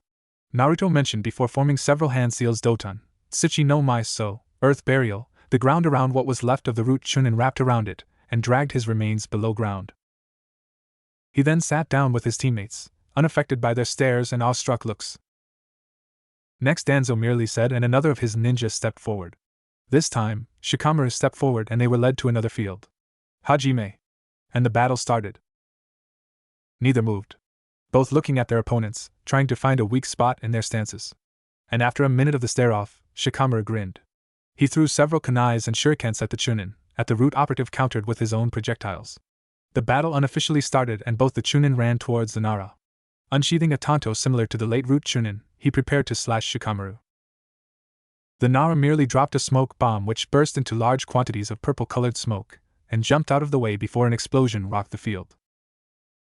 The smoke quickly cleared and the root Chunin was revealed.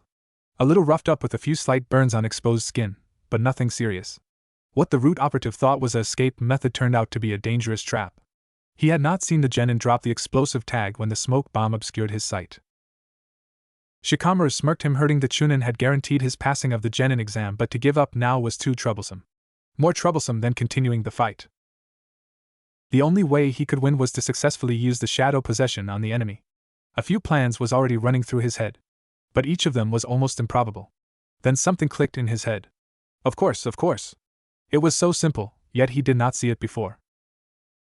The Nara crouched down, stabbing a kunai on the floor. Then he threw several projectiles at the ANBU, and the Chunin responded by deflecting the thrown weapons with his tanto. Shikamaru reached into his pouch. Good, he at least had sufficient tools to utilize his plan. He fished out several explosive kunais, regular kunai but attached to an explosion note, and threw it at the root Chunin. This time, he dodged it by jumping away. But after a few seconds nothing happened. A dummy note! The root ANBU thought before seeing a kunai fly towards his head. He calmly bended his neck, and dodged the attack. Before widening his eyes. His entire body was suddenly immobile. He looked towards his shadow, immediately concluded that he was somehow caught in the Nara clan's famous shadow jutsu, and he was right. A thin strand of shadow was connected between Shikamaru and the ANBU. How?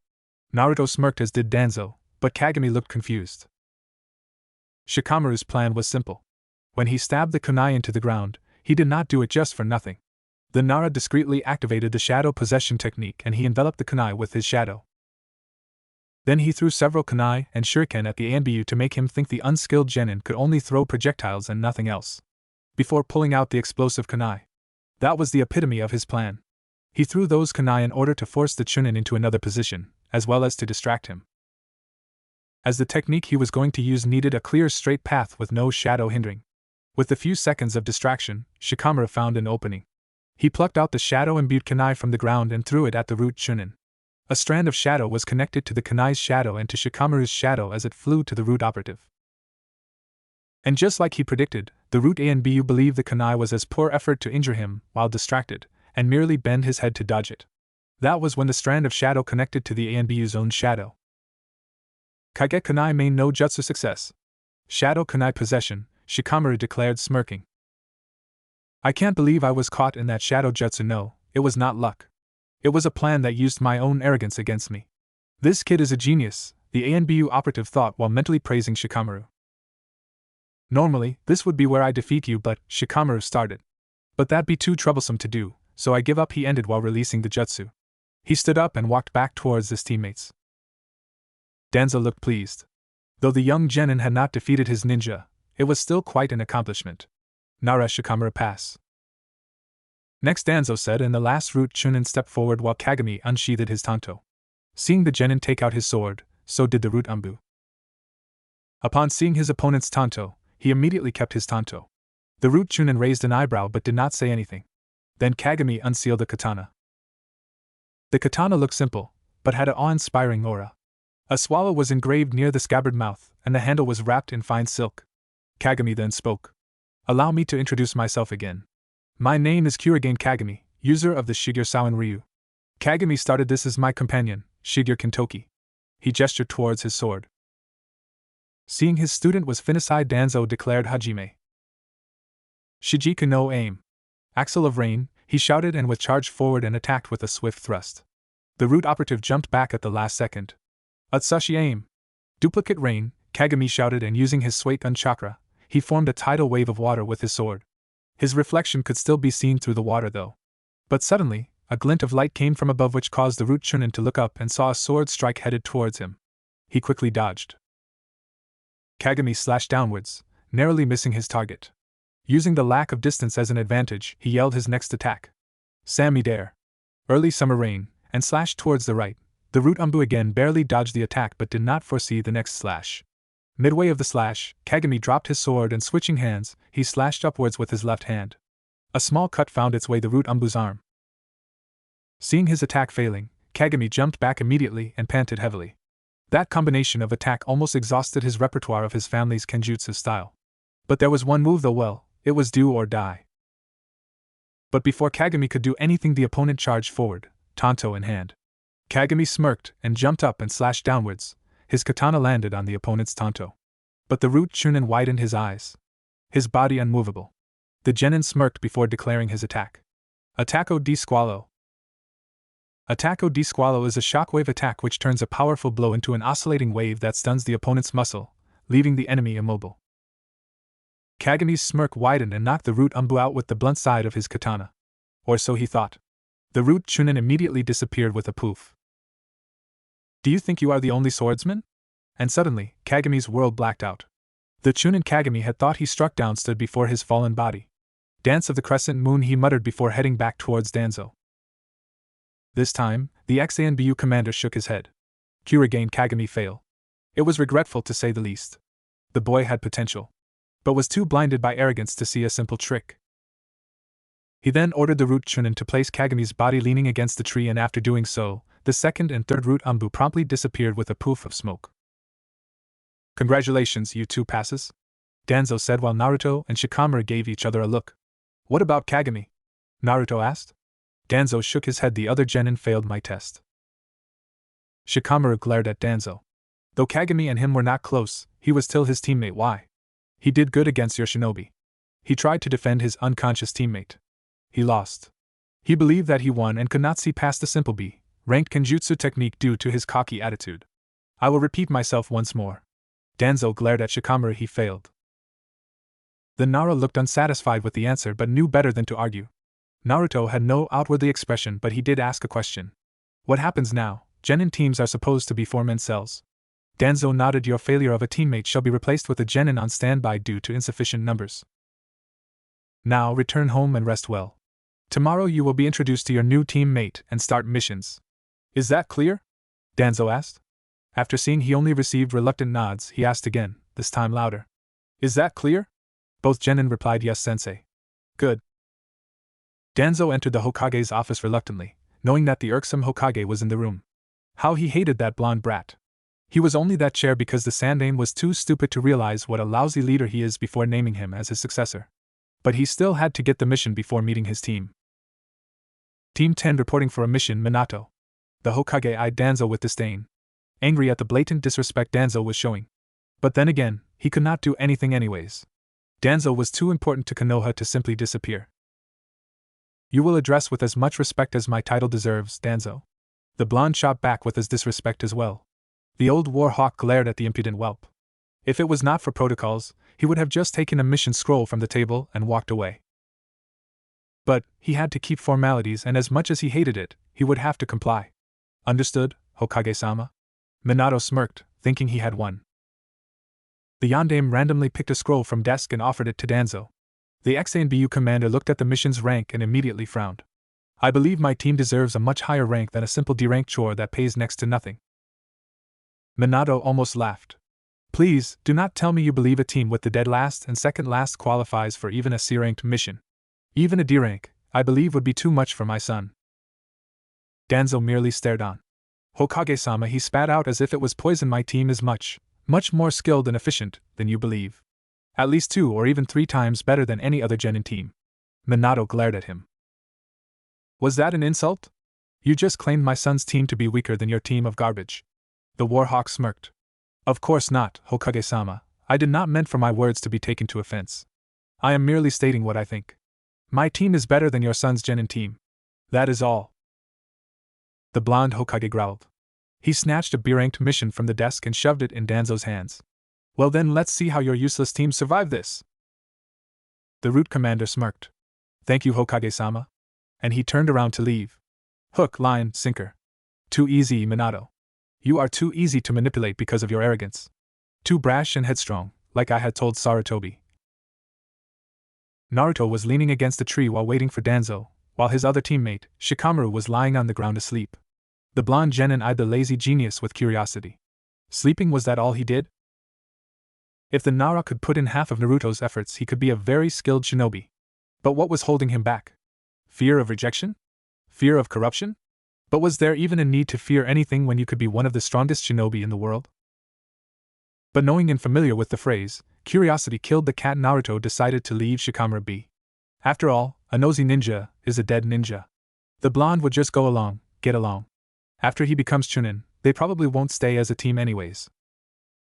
A few minutes later, Naruto's mental clock reached 8 a.m. and Shikamaru snapped open his eyes. Together with Danzo was a kid. The stranger had short ink black hair, with extremely pale skin, almost white and ink black eyes. He wore a regular long-sleeved black shirt, black shinobi pants taped off at the end and black shinobi sandals. His only weapons was the tanto strapped to his back and a scroll strapped to his waist. His face betrayed no emotion other than the cold indifference that all Root member had, which immediately told Naruto and Shikamaru this person was one of Danzo's subordinates. This boy's name is Sai, he will be joining you too as a member of Team 10. Danzo said, and seeing a raised eyebrow from Naruto, he quickly continued, do not worry about his fighting capabilities, he will be more than sufficient as your teammate, I personally tested him myself. A quick nod from Naruto and Danzo continued. I have received your first mission from the Hokage, Danzo started before being interrupted. What is it, painting a fence? Cleaning the farm? Shikamaru asked, uninterested. Danzo glared at the Nara. First off, do not interrupt me, and secondly, no. We will be traveling to a civilian village near the borders of Fire Country. There we will be performing a mission for the mayor of the town. The ANBU commander explained. What mission? Naruto asked, truly curious. Normally the first mission of a genin team would be simple chores around the village that required little to no effort. But having to travel out of the village to perform their first mission? That really piqued Naruto's interest. Danzo smirked assassination. At this both Naruto and Shikamaru's eyes widened. Oh, you are kidding, right? This was extremely shocking to say the least. Assassination? Not like Naruto did not like it, but such an extreme mission right off the bat, this was simply astonishing. No, I am not. This mission is rank B.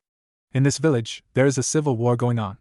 There is the mayor's forces, and the rebel forces. The details of their civil war is not of our concern.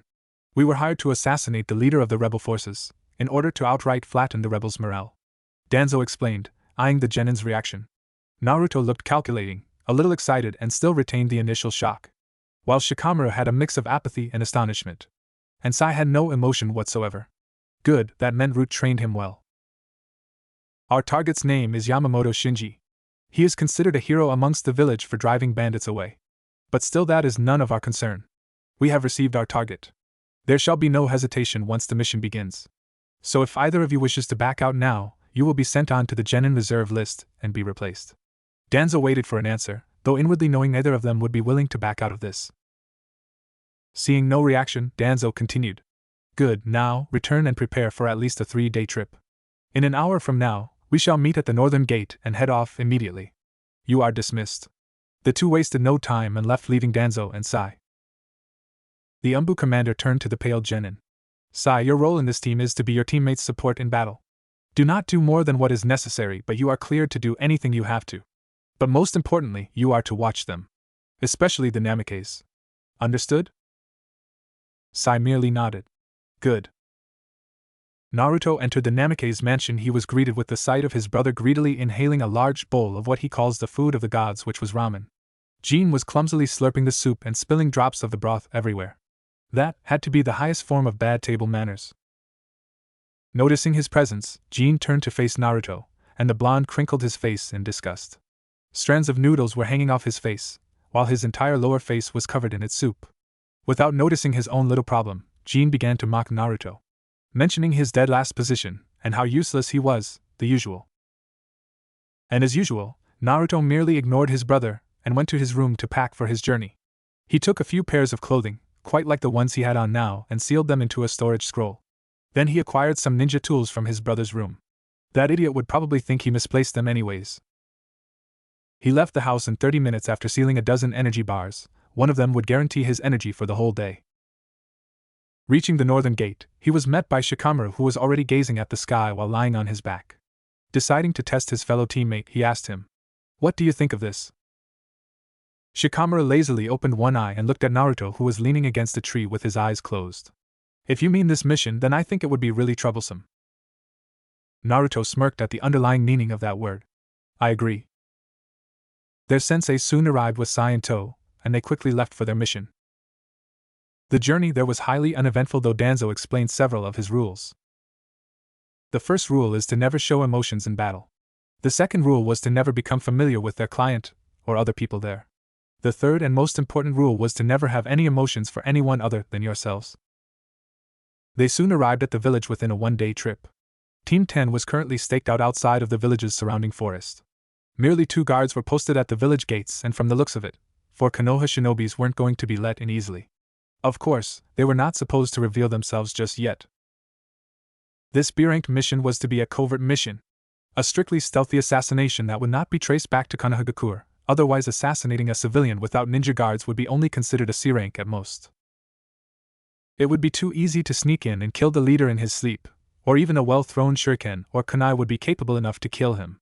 But the client repeatedly instructed the shinobi hired to use civilian methods to kill Yamamoto Shinji. And Danzo decided poison would be very much easier. The ANBU commander looked over at his team and after some consideration, decided Naruto to sneak in and poison the rebels' drinking water. The blonde smirked and immediately accepted. And when the Namikes left, Sa was instructed to shadow the blonde and report every detail to Danzo. Danzo and Shikamaru then stayed in the forest, where the root leader supposedly creamed Shikamaru in shogi. More on Naruto's assassination now. The blonde sneaked into the village rather easily, the security was almost non-existent. There were several patrols but none of them were observant enough to notice a ninja traveling from their rooftops. The rebel faction was located near the west of the village, and that was Naruto's destination. And also realizing Danzo sent his other teammate to follow him was quite insulting. Naruto reached the rebels' stronghold, which was a hospital-turned-fortress. Wooden stakes was littered around the front of the fortress while guards armed with bows and arrows were placed at the rooftop. And the only unsealed exit, which was the front, was guarded by a dozen armed guards. But none of them was important. For Naruto was a ninja, and he certainly had means to slip around this barricade of guards. Forming several hand seals, he quietly whispered out Kajiro no Jutsu, Mayfly technique, and he quickly sunk into the ground. From his point of view, he was underground and could look upwards. His method of travel was kind of like swimming but without the pedaling. He was almost twice as slow as he was on land. Naruto reached the hospital's kitchen. Inside were several cooks preparing food for half the village's population. A rather extravagant dinner comprising of steak and wine was assumed to be the leader's dinner, and a pinch of good old poison powder was added into the steak without anyone noticing Naruto. The blonde immediately performed a shunshin in the grounda and returned to his sensei to report a mission completed. Danzo then brought his team to the mayor to report mission complete. That was then, the mission received its first little twist. The mayor, a fat pig of a man, was looking through several documents before hastily speaking to Team 10. Mission changed. I, as the client, now upgrade this mission to A rank. You 4 are to slaughter all of the rebels now. Danzo looked at the fat man unimpressed. I am sorry, but this A-ranked mission shall be considered a separate mission from the B rank. You will have to pay us for both the first mission and this one as well. The mayor sputtered indignifiedly before reluctantly agreeing. The rebel faction have decided for one last attack at our forces for revenge. If we truly clash right now, there will be many casualties, and our village cannot afford to. The mayor started explaining but was interrupted by Danzo. We do not need an explanation. We shall perform and task you ask of us as long as a substantial fee is paid, of course. Now we shall move out. And with that, Team 10 turned and prepared for the incoming battle. On the way to meet the rebels in battle, Shikamaru gulped and asked Danzo what Naruto had wished to inquire as well. Are we going to kill? Danzo raised an eyebrow. What's wrong? We ninjas were raised to kill. Shikamaru looked down and did not reply. Naruto, however, had a manic expression on his face. He had not imagined that the thought of slaughtering a bunch of helpless civilians would excite him so much. This was it, Naruto decided. He had finally found the thing that excited him so greatly. He felt alive. Team 10 met the opposing forces. If anyone who saw that did not know better, they would probably think the 4 was walking into a bloodbath. But the rebels said nothing. Anger consumed their entire being, and all they could think was to kill anyone that helped the mayor. With a battle roar, they shouted for Shinji. And they charged at the Konoha shinobi, weapons drawn. Swords, pitchforks, shovels, basically anything metal they could lay their hands on. Naruto could no longer contain his excitement. He decided to start things off with a bang. He formed several hand seals and shouted out the name of one of his strongest katan jutsus. Katan, go carry Wenden. Great Dragon Flame Bullet, the oncoming massive inferno ate away a fifth of the rebels' army. But they did not stop, or falter even a little. That put a smile on Danzo and Naruto's face. Sai then unleashed his attack. He swiped out his scroll and paintbrush. He infused his chakra into the ink and drew 2 lions, and he shouted Chojugiga, Super Beast Imitation Picture, and the two ink lions burst from the scrolls seemingly with a life of its own. The two lions ran towards the rebel forces and with their claws and fangs began to take out several of them. Shikamaru also played his part. Though reluctant, he began to throw explosive kunais and using Shuriken Kage Bunshin no Jutsu, Shuriken Shadow Clone, which killed many of the rebels as well. Danzo on the other hand just watched as his 3 genin massacred the civilians.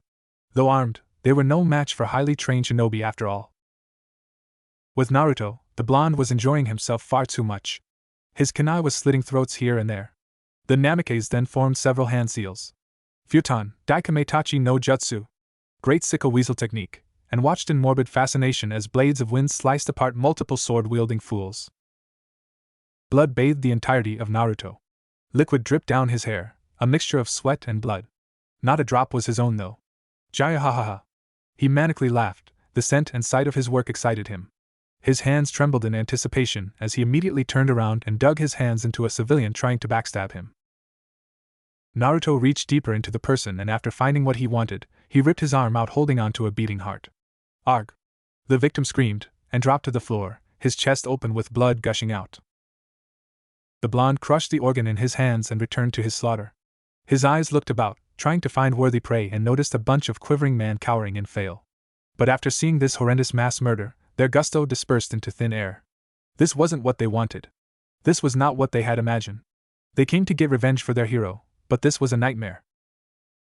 The blue-eyed Namikes formed several hand seals and shouted right on, John. False darkness, and a spear-shaped bolt of lightning emitted from Naruto's mouth and pierced one of the cowering man. And another hand seal later, Naruto was immediately within that group with a loud clap of thunder. It was his own personal jutsu. One that could be considered S-rank depending on the situation and user.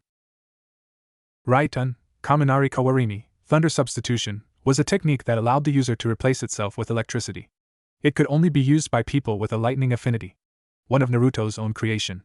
He had tried the jutsu with Futon and Katon, but the technique just simply could not work on wind. And with fire, he simply burned himself. The group was currently stunned. The loud clap of thunder was literally next to their ears and were too stupefied to do anything. Naruto then gathered lightning chakra in his hands.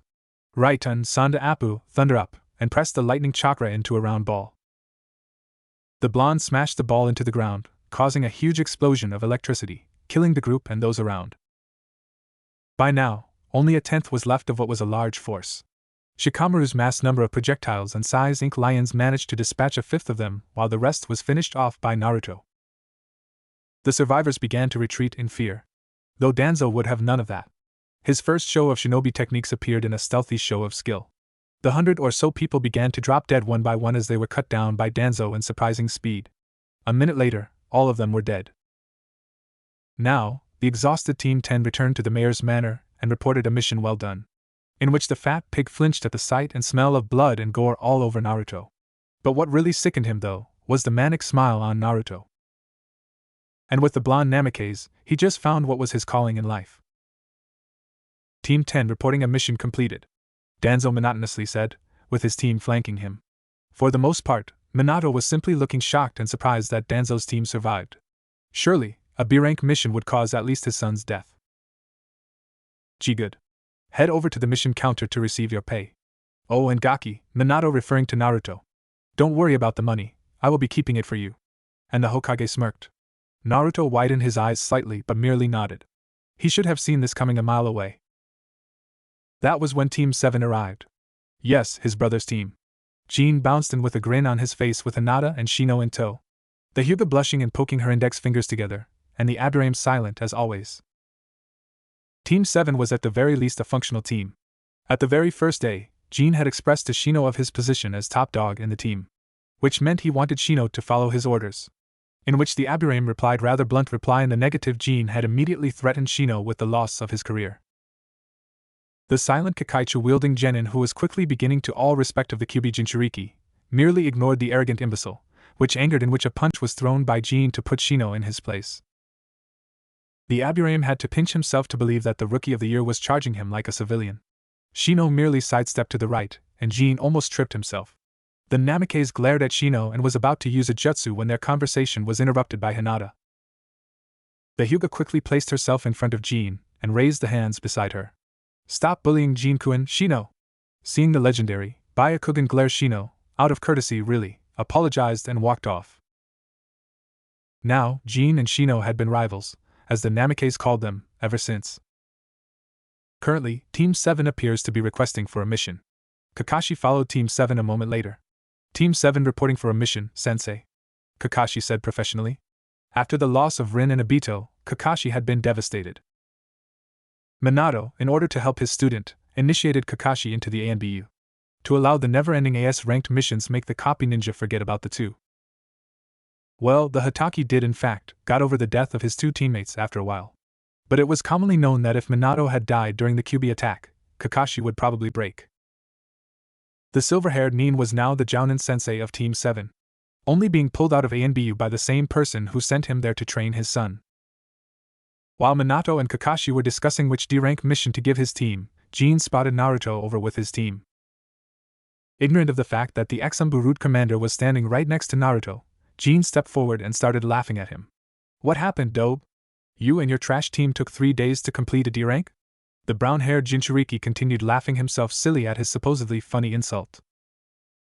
And now that W wasn't very nice, Jinkun, the deeply blushing Hinata, stepped forward. Naruto for a moment smiled. Before hearing the next words. However, W weak team T10 is that surprised Naruto. Hinata, who was ever so kind and gentle, had called his team weak. Hinata's words caused several other reactions as well. Danzo had an eyebrow raised, surprised that the timid Hyuga heiress dared to say that. Shikamaru looked shocked for a moment before looking away and muttering, troublesome woman, sigh was just sigh.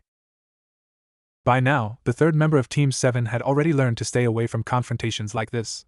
What with this incident happening at least twice a day? Jin would go up to some genin team, insult them with some ridiculous statement, and though the opposing team would be angered, but nothing could be done against the Hokage's son. Naruto could barely control his rage. Hinata-chan was being corrupted by his brother. This was the conclusion he reached. Hinata would never say anything like that to anyone, subconsciously or not. But he gritted his teeth and replied curtly.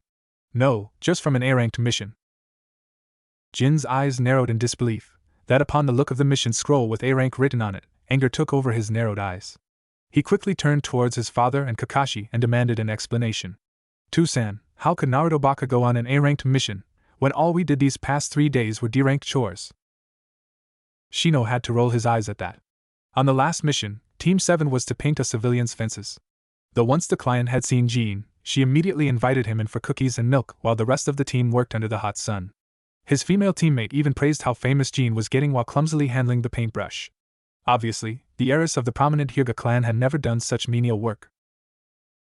Minato tried to calm down his son, but was failing badly, and the Hokage threw a hated glare at Naruto, catching the blonde off guard. Only when Kakashi told Jin to be quiet in a harsh tone, did Jin stand down, albeit reluctantly. Naruto was surprised. He would have thought his father would give his oh-so-arrogant brother an S-ranked mission by now, seeing how the Hokage always praised how powerful of a ninja Jin was.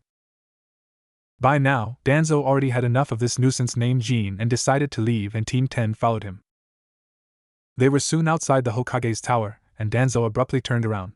Good job on the mission, but do not expect any slack. We shall meet at the training ground tomorrow for another mission. Hopefully, this time we will be able to get in a bit more training. 6 months passed too fast for Naruto to believe. In between various missions varying from C.A., Team 10 was able to get in quite a bit of training. Shikamaru improved the most.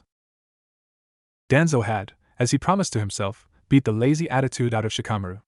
Now, the Nara dare not say or do anything remotely connected to that word. After finding out his chakra affinity, which was wind, the Nara was able to learn several wind jutsus from Danzo, though none was above B-ranked. The ANBU commander did not see the need of powerful jutsus for a brilliant strategist such as Shikamaru. Although the genin had learned his own clan's shadow jutsus though. Naruto, under the training of the root leader, had surpassed even his own expectations. Danzo dragged and left Naruto in the most hellish training ever seen since Guy's own training. The Anbu commander took the blonde's potential, stretched and flexed it till it was twice its original size. Within 6 months, Naruto could be called the second coming of Minato, but more smart. But none were aware of his growth though. Danzo was careful in not revealing his students' skills. A day earlier, Danzo had informed Team 10 of their enrollment in the Chunin exams. Naruto and Shikamaru of course expected as much, and Sai, well, he was just being Sai. Today was the first day of the Chunin exam. Naruto and the rest of Team 10 was headed towards the academy to officially register for the exams. As the team proceeded up the stairs and into the third floor, they noticed a bunch of people gathered around a door. As they got closer, they noticed two shinobis guarding the door. But the moment Naruto laid eyes upon them, he was easily able to sense the advanced henge. The two genin was testing them. Just when Team 10 was about to leave though, Team 7 suddenly paraded through the crowd of wannabe ninjas. "Oh, let us into the room, you two imbeciles." Naruto had to look shocked for a moment. Wow, imbecile, that's a large word for such a small brain. Hinata, who was beside him, reddened in embarrassment. "Ayano, Jin-kun. The sign is a genjutsu, we are still on the second floor." Jin looked sheepish for a moment before demanding the two get out of the way. The two henge genin sweat dropped. "Quite arrogant for just a brat, let's see you taste this," one of the two declared and threw a high kick towards Jin. Well, he obviously did not realize Jin was the Hokage's son, or he would have begged for forgiveness and laid a red carpet for Jin to walk through. Naruto rolled his eyes at that but was looking forward to seeing his brother kicked in the face, but was surprised when a person wearing a green spandex suit ran in between his brother and the guard. Well, to the others was only a green blur, but to Naruto, he could clearly see the strange genin run by and stop the attack. Not a bad speed. Almost high chunin. But still need more practice. He wasted too much movement in that simple act. "Please do not fight amongst ourselves, we should be at least civil to one another." Naruto got a clear look at the boy. He was wearing a green spandex bodysuit, and orange arm and leg warmers, had a sleek black bowl cut. And weirdly enough, perfectly round eyes with large eyebrows above them. Jin was obviously astonished by the pure speed the other genin showed, judging from the slack jaw and widened eyes before turning away with a tch. Naruto watched as Team 7 walked away. The blonde-eyed Hinata, though feelings that he had 6 months ago no longer existed now. He had thrown away all feelings of affection after being harshly and forcefully rejected by the Hyuga. Flashback. Note: disgusting Hinata bitchiness ahead. I don't want to write this, but it is crucial. So, Hinata fans, if you do not want to read this, just skip ahead until you see another one of this. Hinata, Naruto softly whispered to only the ears of his Haim. "And Naruto?" Hinata replied, confused as to why the blonde had asked to talk with her. They were on a flowery field. Luscious green grass and alluring flowers filled the ground. Behind Naruto's back was a red rose plucked from the very field. "Hinata, I called you here to ask you a question." "Hi, Naruto." "What is it?" Hinata again replied politely. But she was quickly getting impatient. She was supposed to be meeting her team in a few minutes. Naruto stammered before swallowing his fears. "I want to ask you to be my girlfriend," he asked with a determined look. Hinata was thrown back by the question. What? Naruto quickly continued, "I know we have not been very close together, but I have always watched you. Since the academy days, I have always loved you. I know you like my brother, but just give me a chance. I can show you that you can love as much as my brother or even more." He presented the rose to Hinata but was slapped a second later. A red palm mark found its way to Naruto's right cheek. Hinata was bristling in anger. "Dobe, listen to me. I have worked too far and too long for you to fuck this up." Surprised at the slap and her tone of voice, Naruto stood solid. "You think I like that pompous, arrogant jerk? No. I am merely doing this to help further my clan's position in power. Why else would you think anyone would even pretend to be in love with that bloody douchebag?" she screamed. "Now get the fuck lost, and don't let me see you doing this." She crinkled her face in disgust again. "Or I swear I will bloody murder you, Dobe. Now I have to meet that in the team. Don't you mention this to anyone or you will regret it fucking dead last," she muttered at the end and strutted off. Naruto's eyes widened and mouth agape.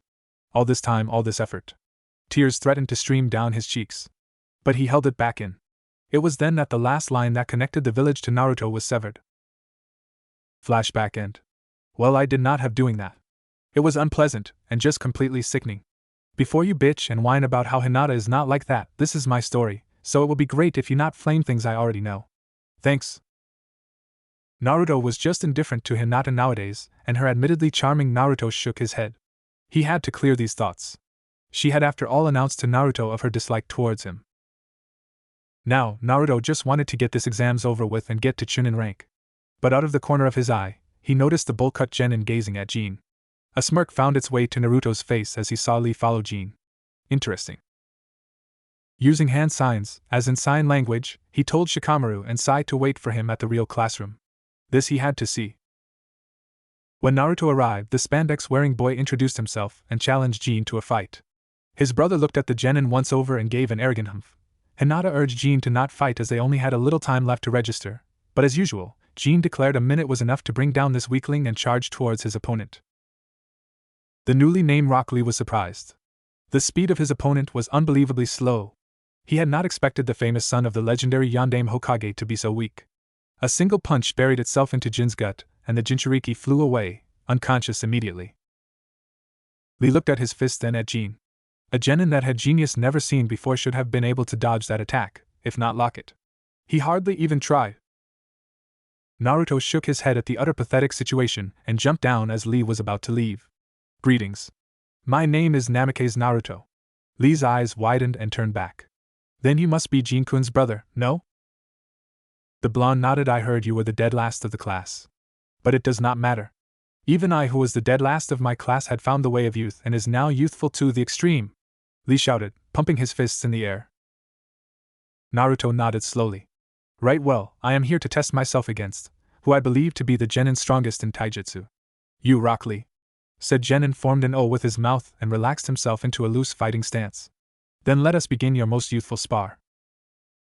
Sorry, Lee, but you are too powerful to let you stay in this exam.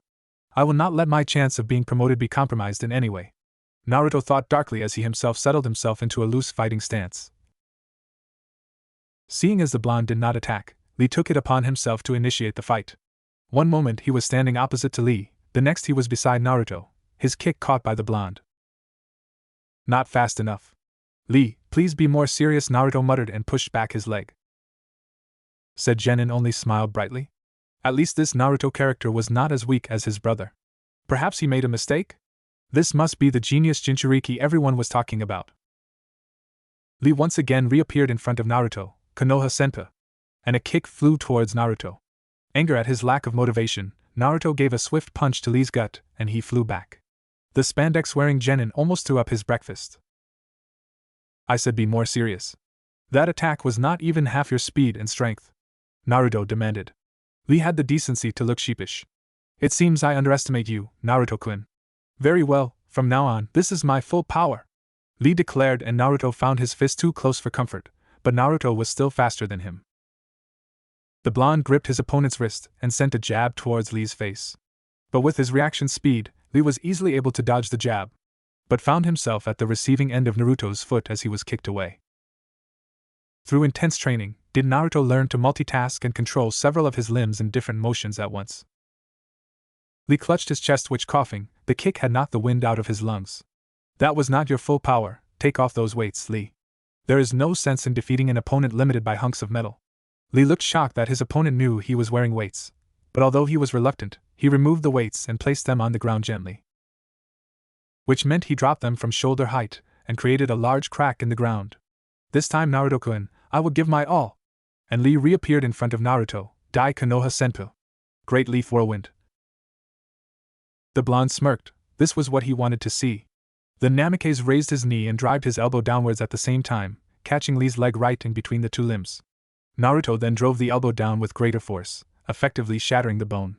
Kosa Ho. Intersection method. Arg. A large shout from Lee showed that at least one bone was broken. Naruto released the grip and let Lee fall on the floor, gripping his ankle. The blonde smirked. He knew the weights would have protected Lee from this technique. Only prompting Lee to remove them could allow Naruto to successfully break his leg. A sudden burst of wind caused Naruto to jump back in caution. Now, next to Lee was a larger clone of his. This one was taller, more well-defined muscles and a jounin vest. He cradled Lee in his arms, and after looking at the now swollen ankle, he glared at Naruto. Who taught you that technique? That was a dangerous taijutsu maneuver that should not be used against fellow ninjas of the same village, the man shouted. Naruto raised an eyebrow. TCH, someone created that technique already? I thought I was the first. How depressing. That uncaring tone angered the older Lee, and before he could do anything rash, he calmed himself down. I will have a speak with your jounin sensei, Namikaze Naruto. The jounin warned before he shunshin away. How boring, Naruto muttered before glancing at Hinata, who was looking at him with awe. The blonde for a moment thought that his show of strength could attract her, but as quickly as it came, he gave up that thought. He merely waved see you, and shunshined away as well. The one thing on Naruto's head was Sono Chunin Shuriken wa Omashiro. The Chunin exams are interesting. Naruto's POV before Hinata's rejection. So I was just minding my business at a training ground, practicing several high-ranking jutsus from one of my father's jutsu scrolls when a white dove flew towards me. A white dove represented the Hyuga clan. I caught the bird with my hands and noticed a message tied to its leg. I removed the paper and it said, "I need you here now, stud." Hinata, I could not believe it. The girl who I have been crushing on all academy years just asked me to. I could not think straight anymore. So I packed up all my things and headed over to the Hyuga compound. I snuck through the numerous guards, and when I found Hinata's room, I knocked on her door. And she answered in fabrics so skimpy, I would not even begin to call them clothes. I mean, she looked awesome. She wore a black, tight see-through tank top, and under it was a black bra covering her rather well-developed chest, and also black tight biker shorts that did not even reach her thighs. As soon as I get in, she pushed me onto her bed and told me to lay down and trust her. And as they say, love is blind, I complied. And before I could say anything, she left the room for what feels like 30 minutes. So I sat there, waiting for her. And when Hinata finally comes back, with a shopping bag, she pulled out a big roll of duct tape. It freaked me out a little, but trying to be flirtatious, I asked her, "What are we doing? Fixing some pipes?" She laughed, and proceeded to bind my ankles together, and my hands behind my back. She whispered in my ear that she had big plans for us. This should have been the first sign for me to get the hell out, but I stayed. Hinata then asked in a flirty way how my ninjutsu training was coming, and after I answered it was going pretty well, she put a tape over my mouth, and I freaked out. As I struggled to get out, I watched her get up and put on street clothes, grab the jutsu scroll from my pouch with all my jutsus in it, and walk out of the room. About 2 hours later, her sister Hanabi comes in and sees me. Instead of untying me, she laughed and started calling all her academy friends and other Hyuga members into the room to show them what thinking with your balls get to. Pictures were taken, people drew all over my face. And I couldn't do anything about it. I felt like a caged gorilla. After I don't know how long, Hanabi cut the tape and let me go. My scroll was waiting outside the Hyuga compound. But all the jutsus were presumably copied down. And that was the day I learned to not think with my balls. Naruto met his team at the door of Academy Classroom 304. "You ready?" the blonde asked his teammates. Both nodded in the affirmative. Naruto grinned before returning to its initial stoic. He opened the door and entered the room, noting the tense situation. He decided to be as inconspicuous as can be and headed to a corner, flanked by his team. He stood silently, observing the examinees. From the look of their headbands, there were many Konoha Genins, a few Taki teams, 3 AIM teams, and surprisingly, a whopping 4 IWA teams. Naruto narrowed his eyes. IWA shinobi participating in a Chunin exam hosted by their most hated enemy? It screamed suspicious. He also noticed some from his graduating class. Shikamaru was about to go greet Chuji when Naruto stopped him by placing a hand on his shoulder. 6 months with the blonde and Shikamaru already learned that Naruto was not one to disobey. Flashback. It was an A-ranked mission. A simple search and destroy, target being Rokusho Aoi. Shikamaru's plan had backfired as several AIM Nins ambushed them halfway upon completion of his plan. Sai managed to hold his own while Naruto had already decimated half of the ambush team. Danzo was merely observing with intrigue, interested to know how his team was going to handle this new development. Shikamaru, on the other hand, was a bit unfortunate as Aoi attacked the Nara from his blind side and took him as a hostage. "Unless you want your friend to die, stop moving," he threatened. Naruto merely looked towards the nuke Nin and smirked. "Do you think I am a person who saves people?" and threw a punch at Aoi, breaking his face, while Shikamaru was cut on the cheek by Aoi's kunai when he flew back from Naruto's punch. The Nara was then always wary of his teammate. Flashback end. A familiar scene from my other story, The White Mask, for those who have read it. He continued scanning the crowd and he saw a Suna team. Reaching into his memory, he remembered who they were. From the looks of it, the Kazekage sent his own children into the Chunin exam. Interesting, especially the red-haired one. He reeks of blood and killing intent. I want to fight him. He looks like he could put up a real fight. Naruto thought, unconsciously directing his killing intent at the Sunanin. Said Genin noticed Naruto's killing intent and stared right back at the blonde, both directing their killing intent at each other. Seconds later, the Suna Genin began to sweat. This one is dangerous. Killing him would prove my existence even more. That was when Team 7 barged in loudly. They immediately flinched at the glares they were receiving before Jean rudely shouted, "Hey you bastards, I am Namikaze Jean, the son of the legendary Yellow Flash. You bastards better remember my name, as I will be the one who crushes all of you in this exam. The mention of Minato caused the IWA Genins to stand up sharply. All of them were how you say pissed off. They whispering among themselves. Son of the Yellow Flash. Kill him. Stupid, don't be reckless. We can take him. There are probably A and BU here, dumbass. Our greatest enemy is standing in front of us, and we can't even do anything. We will have our chances now, just sit down quietly. Jean then continued talking smack to everyone in the classroom, even though half of the room was glaring at him. But he was thankfully interrupted by a certain blonde. No, not Naruto. Ino Yamanaka jumped on Jin's back, yelling out Jin-kun. While they were off in their own little world, Naruto noticed many of them were beginning to get a bit feisty, probably from the tense situation. Silently chuckling, Naruto just thought how fun it would be if the whole room turned to a major free-for-all battle. He could do so much to these little kiddies. But before anyone could do anything, a silver-haired genin walked over to them. Hey, you guys should be quiet, everyone is getting real pissed off at you. The rookie teams immediately began to quieten down. But Jean shot back with a who cares what they think. Let them come at me, I will tear them up with my Rasengan. Upon hearing the Yellow Flash's famous jutsu, the people suddenly started questioning themselves whether this kid was as much a genius as his father. Well, they weren't far from it. Jean is as much of an idiot as his father. Kabuto then started talking about the Chunin exams, but he caught Naruto's attention when he mentioned his Nin info cards. But what really interested him was when Jean asked for information about Sabaku no Gaara, Rock Lee and Namikaze Naruto. HNN, so brother wants some information on me, let's see if what he hears is what he wanted to hear. First up, Rock Lee. He is a year older than you guys. Sensei is Mato Guy and his teammates being Niji Hyuga and Kurigane Kagami. Mission history, 20 D ranks completed, 12 C ranks completed. His taijutsu skyrocketed in this year. The rest is nothing impressive. Next is Sabaku no Gaara. Mission history, 8 C ranks completed and wow, a B-ranked mission as a genin. And since he is a newcomer from a foreign country, I don't have much information, but it seems he returned from all of his missions without a scratch. The rookies gulped at the thought of a person returning from a B-ranked mission without a single injury. He was dangerous, and everyone knew it. Now, third is Namikaze Naruto. He is your brother? Well, doesn't matter either ways. Says here, his mission record is what in the world? 8 C-ranked missions. Kabuto started. Keep a smirk, that isn't so impressive. But Kabuto continued. 11 B-ranked missions. Now that threw that back. Wait, B-rank missions? How could a genin teams complete 11 B-ranked missions? Kiba shouted, but again Kabuto ignored him and continued. S6 A-ranked missions. Teammates are Nara Shikamaru and Sai. Bounty history, Aoi Rokusho B-ranked missing Nin, he traded in his head for 200,000 Ryo. Momochi Zabuza, A-ranked missing Nin, traded his head for 1 million Ryo.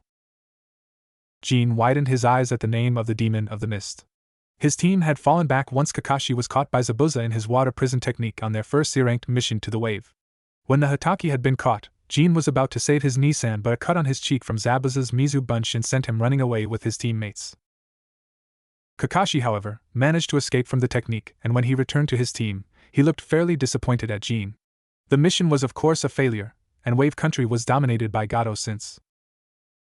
But Kabuto was not finished. Not by a long shot. He even traded in the head of Kagai Kimimaro, who was the right-hand man of Orochimaru, the traitor Snake Sannin. Incredible, just amazing. His all-round stats are extremely high. Taijutsu, ninjutsu, gen, but before the silver-haired genin could finish, Naruto already snatched the card from him. The blonde looked through the info card before sending his fire chakra into the card, burning it. Your information is surprisingly detailed for a genin. But it is wrong though. I did not trade in the bounty for the Kagaya. He did not have a body for me to trade in after I was done with him. Which leads us to the question. How would a genin know I killed Orochimaru's right-hand man when it was not known throughout the ninja world? Unless Naruto glared at Kabuto. You were there? That sent Kabuto into panic mode. What? That isn't possible. How could I have been there? I just got that information through a reliable source. Naruto smirked. Well, it doesn't matter. I am just pissed off you brought all the attention to our team. It was true, now everyone was staring at Naruto as if he was an S-ranked missing Nin planning to kill them. Then the Namikaze's eyes widened. Oh, he's here. A second later, a large burst of smoke engulfed the front of the room, and revealed a heavily scarred man wearing a bandana and trench coat, flanked by numerous other chunins. Okay, you maggots, quiet! I am Marino Ibiki, your proctor for the first test of the Chunin exam. And for those of you newcomers, welcome to the Chunin exam, also known as Hell. Naruto had to compliment the man for his intimidation methods. He was almost caught up in it as well. Almost. The exam started with relative silence before examiners began to expel several teams out of the classroom for cheating. The exam was simple. It was a written test with extremely difficult questions Genins should not be able to answer. The answer to that was carefully hidden by several hints from Ibiki. The examinees are supposed to cheat. That is where the twist comes in. Examinees are supposed to cheat in a smart way so that even when the proctors know they are cheating, they let them go if it was a smart method. For example, the Hyugas, Niji and Hinata. It was absolutely obvious they were using their Byakugan if the veins bulging at the side of their heads was any evidence. The sand eye from the Sunanin was also quite visible as well. This kind of reconnaissance test was a walk in the park for Naruto. Ibiki looked at the room of Genins. He could already see several of the dumber examinees leaning their heads towards their neighbors trying to look at their answers. These kind of people did not even deserve to be promoted to Chunin. But there was some potential in this year's Chunin exam. Like that blonde Namikaze. All he did was close his eyes for a moment, and when he reopened them, he began writing furiously at his paper. It wasn't a dijutsu nor was there any trick involved. If it was a jutsu, then his control must be perfect as Ibiki did not sense even a drop of chakra. And that was saying something for a sensor-type shinobi like Ibiki. What he did not know was, Naruto did use a jutsu. One of his original, in fact. Mind jack technique. A small knife made of chakra invisible to the naked eye was formed from the back of his head. It was connected to a thin thread of chakra linked to his head. The chakra knife moved around as if it had a life of its own and immediately stabbed the head one of the hurriedly writing examinees. But he did not scream. He showed no pain whatsoever. Naruto smirked as information and images ran past his eyes. The mind jack technique was a jutsu where Naruto connected his mind to the target's mind, therefore receiving his thoughts and memories for as long as the knife was connected. It caused no pain, no feeling of uncomfortableness, and the target would have no idea that his brain was just jacked by Naruto. 30 minutes later, the paper was completed, and Naruto sat back and relaxed. If the first exam was this easy, the Chunin exam would be a breeze. This is Training Area 44, also more affectionately known as the Forest of Death, the purple-haired proctor declared. Naruto looked bored though. He had already been to this training area before. Both on his own and with his team. The forest was quiet, almost tranquil, making it an ideal location for training. Well, that and the fact numerous deadly beasts lay prowling in the shadows while they trained, forcing them to be alert at all times. The special jounin known as Anko Mitarashi continued to explain the exam, how each team was to be given either a heaven or an earth scroll and they had to get the other scroll and make it to the tower in the middle of the forest in 5 days to pass. Jean chuckled and muttered, "Way too easy, that was a mistake," as a kunai went zipping past his face, grazing his cheek. He was immediately shocked but then noticed the cold sensation of metal near his throat. "It's the loudmouths that die first in my deadly forest," she whispered before licking the blood Jin's wound. His initial arrogance forgotten, the Kyuubi vessel stood rooted to the ground as a shiver went down his spine. That was when a tongue slid by Anko's face, a kunai wrapped in it. The special jounin took the kunai and said with an obviously fake smile, "I don't advise sneaking up on me. People usually die when they do." A kusanin whose tongue belonged to merely smiled. "Oh, forgive me, I merely felt it appropriate to return the kunai that flew past my beautiful hair." Chuji interrupted the conversation, shouting, "What are we supposed to do for food?" He asked, a panic-stricken look on his normally apathetic chubby face. Anko grinned, "Well, the whole forest has plenty of food. I heard the saber-tooth liger, that is 3 meters long, is pretty tasty char-grilled." Although Chuji slightly drooled at the image of grilling a piece of liger meat, he paled at the thought of 3 meters long beasts. But that was okay, as half of the examinees paled themselves. Anko then continued, ushering teams to a covered booth where they collected their scrolls. Naruto, as the team leader, held on to their heaven scroll. As they stood in front of their assigned gate, Team 10 went over their battle plan. First off, tracking. They had to search for a team with their counterpart scroll, that would be taken of by Sai with his ink drawings of eagles and rats. Next, they would either confront the team and defeat them, or steal the scroll form under their noses. This was pretty much the standard plan for everyone. 10 minutes into the forest, Naruto wiped the blood off Weasel, his butterfly knife, with the fallen enemy's shirt. They had found 2 Taki teams working together, with Sai's ink rat, setting up traps in a small clearing. Naruto easily slipped through the traps and annihilated the 2 teams, not even giving any chance for resistance. Now Team 10 had a single heaven scroll, and 2 Earth Scrolls. This was too easy. Naruto signaled his team to come out. Now we will run a straight path through the forest to the tower. Any resistance met shall be eliminated swiftly. I intend for us to be the first team to pass, understood? Naruto asked. 2 nods in the affirmative, and Team 10 moved out. They were halfway through the tower when they stumbled across something very interesting. 4 Iwagakure Genin teams gathered in one clearing, formulating a plan. The blonde mentally laughed. The 6 Takinin from before were not enough to satisfy his killing urge. Naruto's hands shook with anticipation, and from the branch he and his team was standing on, he jumped towards the rock Nines, laughing manically. Taken by surprise, they barely had time to dodge as Naruto landed in their midst. The blonde was leaking killing intent like crazy, but one of the genin recognized him. Hey, he is the Yellow Flash's other son. That was when all hell broke loose. The rock Nin jumped away to gain distance, and half of them began forming hand seals while the other half prepared for combat, pulling out shuriken and kunai. Doton, Doryo Dango. Earth Mausoleum Dumpling. Doton, Yomi Numa. Swamp of the Underworld. Doton, Gansetsukon. Rock Staff. Doton, Ganchuri. Earth Pillar Prison. Doton, Gon Trail. Cock Trail. Doton, Doryodama. Mud Shot. The ground beneath Naruto suddenly turned into a swamp, with jagged spikes stabbing upwards. Naruto tried to jump out away, but pillars of rock flew up, trapping him in the swamp. He then had to deflect a staff thrown at him, while using a seal-less Repusho to block a chakra-enhanced ball of mud. But what shocked him was a gigantic lump of earth hurling towards him. But a bulb lit up in Naruto's head. The Rocknin probably thought the last attack would finish me off, so they didn't think that the Doryo Dango would open a hole in the earth pillar prison. Soon, the lump of earth crashed into the pillars, and continued on towards Naruto. Right on, John, false darkness, a spear of lightning pierced the lump of earth, breaking it to several smaller pieces which allowed Naruto to jump on them and leap through the hole created by the Doryo Dango.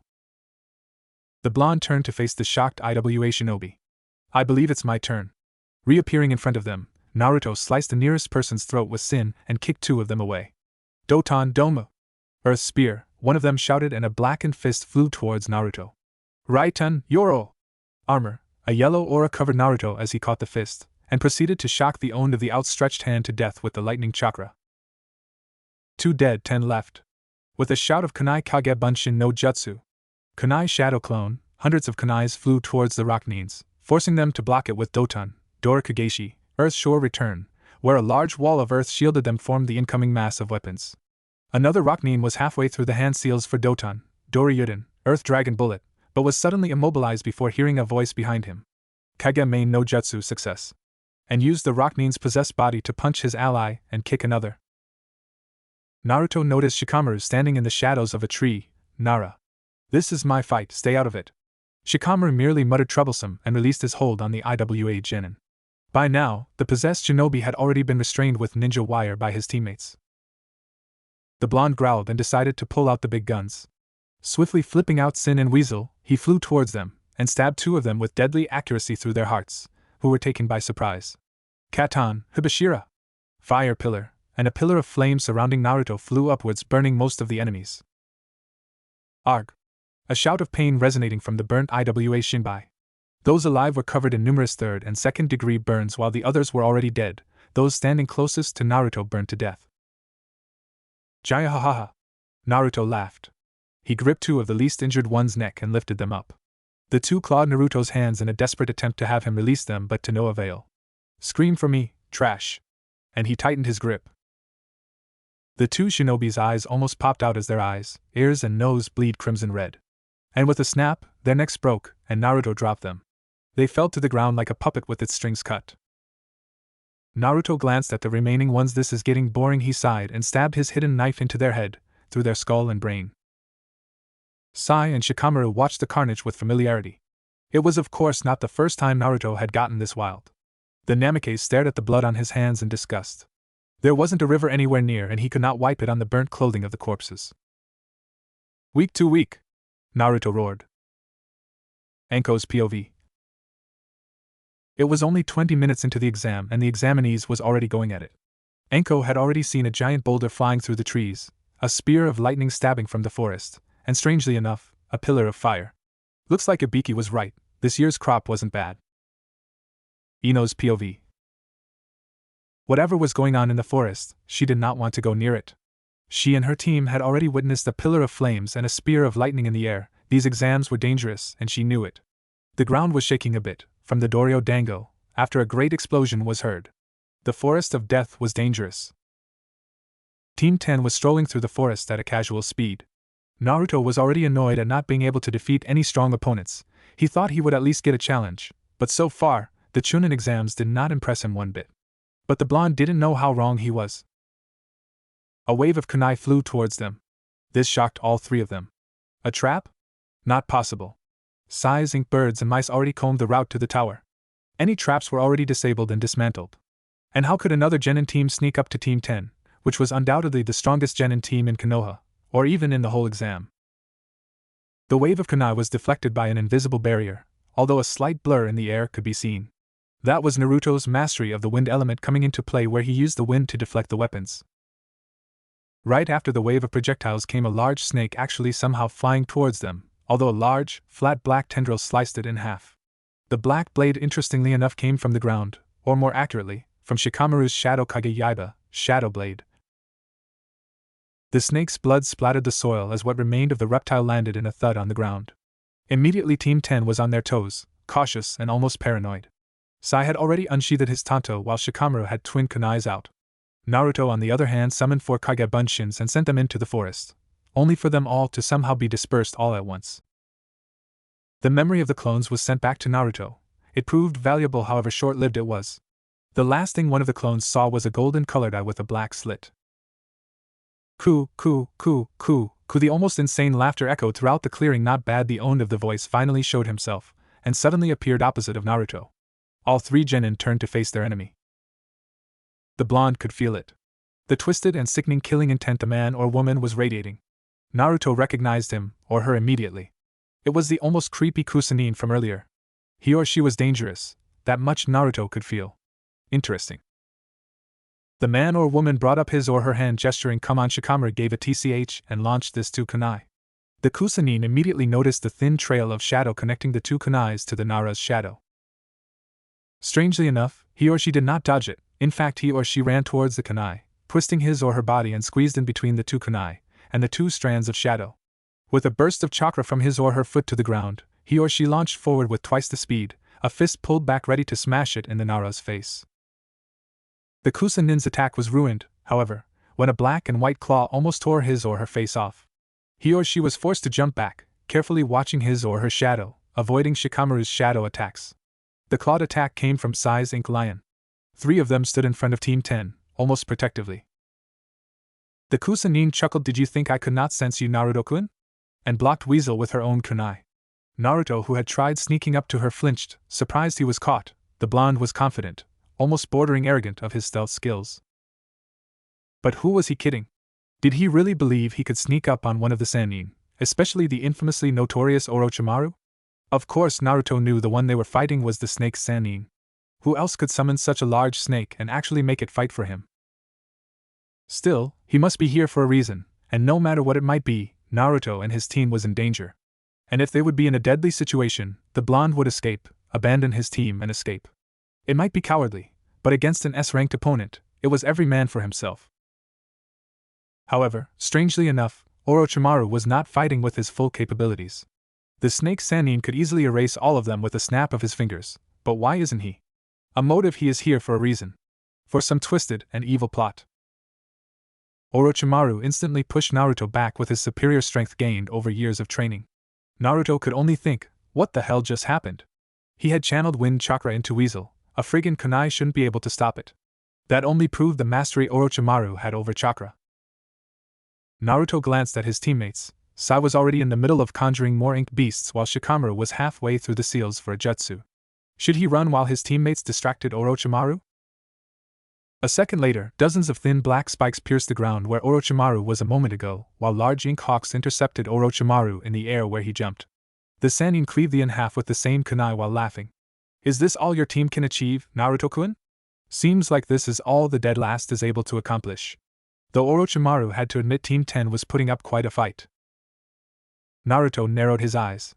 He knew Orochimaru was trying to provoke him into facing him, and it worked.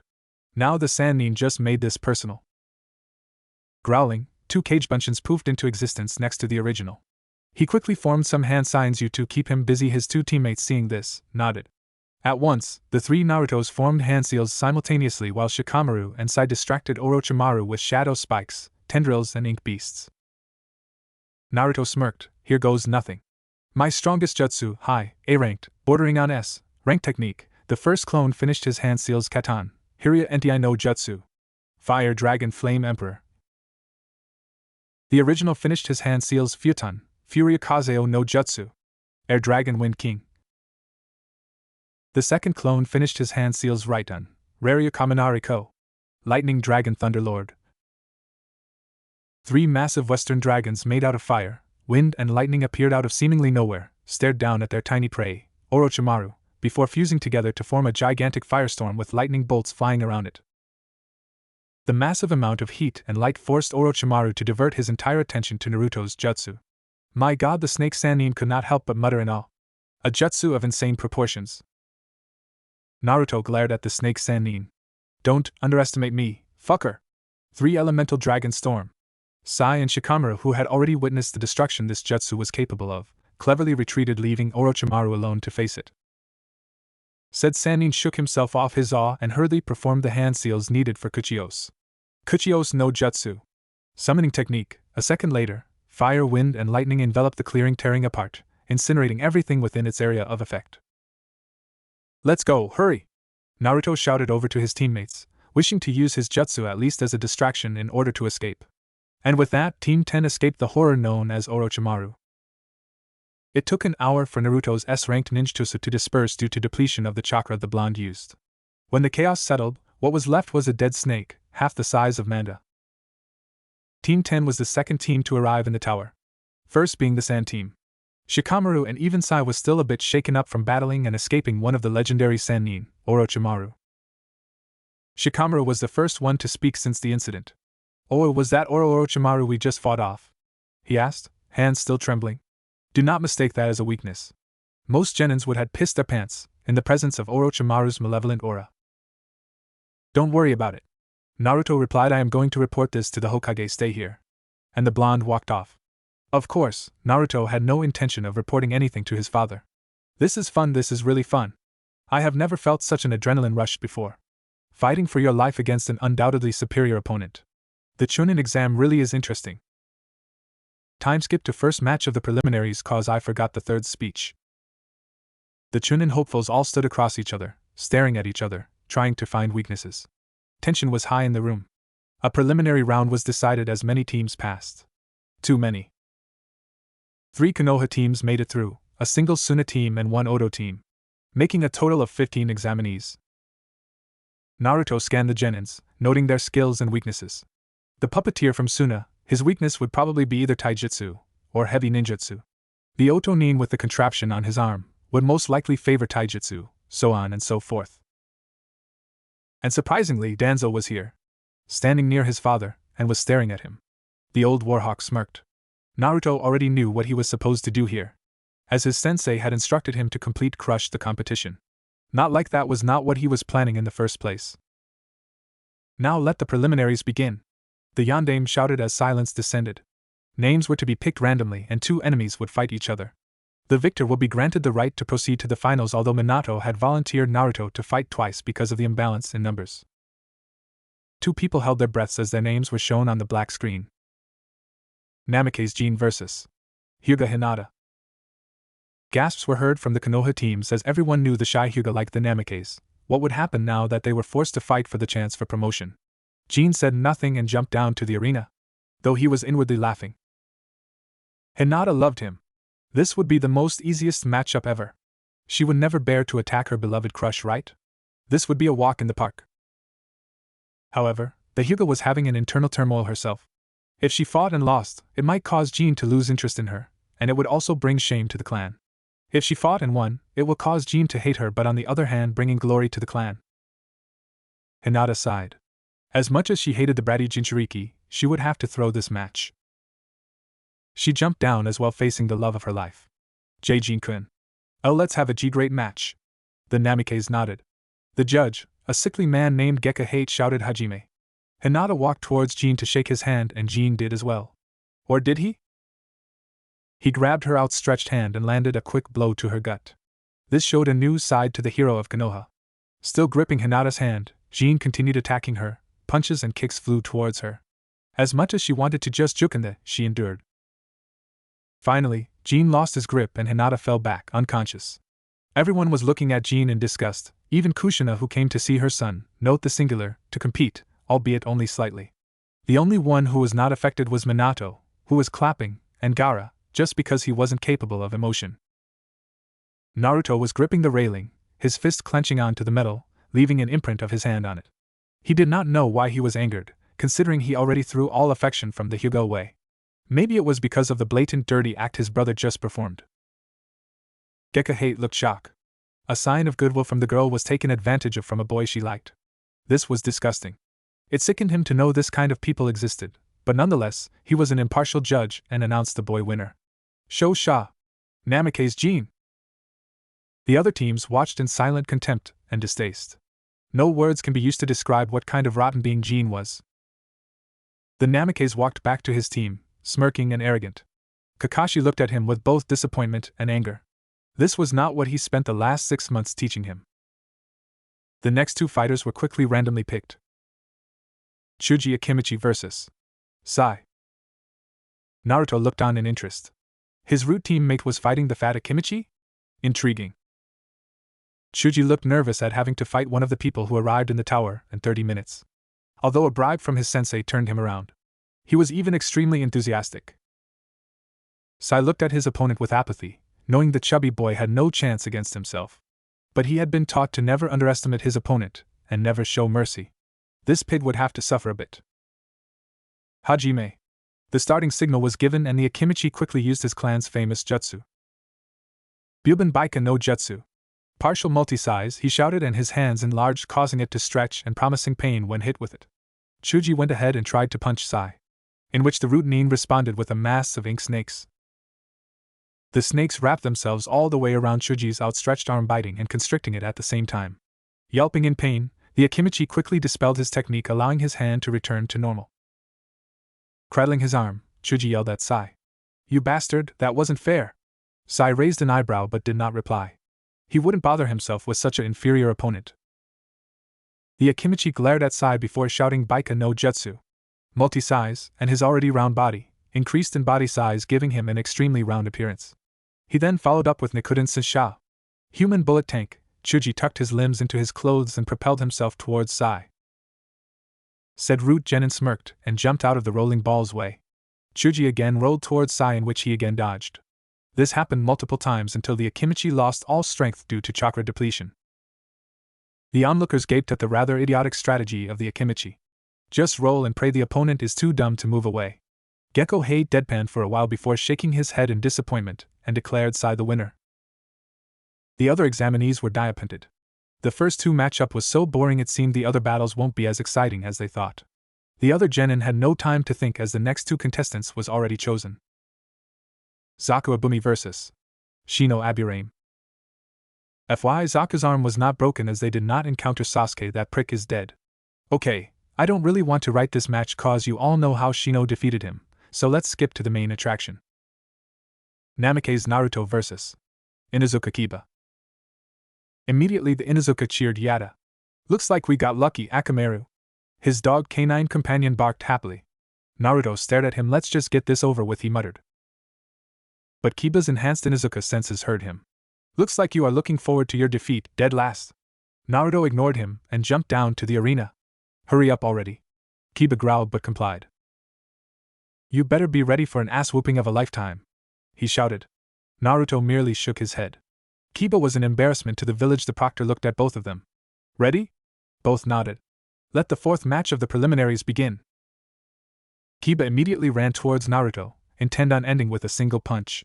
From how Akamaru was merely standing at the side, Kiba wanted to fight Naruto himself. Just as the Inuzuka was about to swing his fist at Naruto, he was launched backwards by a kick from Naruto. Kiba smashed against the wall, coughing out blood. That took everyone by surprise except his team. Especially the other Konoha genins. They all knew Naruto was the dead last. How did he manage that? The Inuzuka got up, surprisingly, and wiped the blood off his chin. That was a lucky shot, Naruto, and you know it. I didn't think I would have to use this against the dead last, Kiba thought, narrowing his eyes. He knelt down on one knee and formed a hand seal.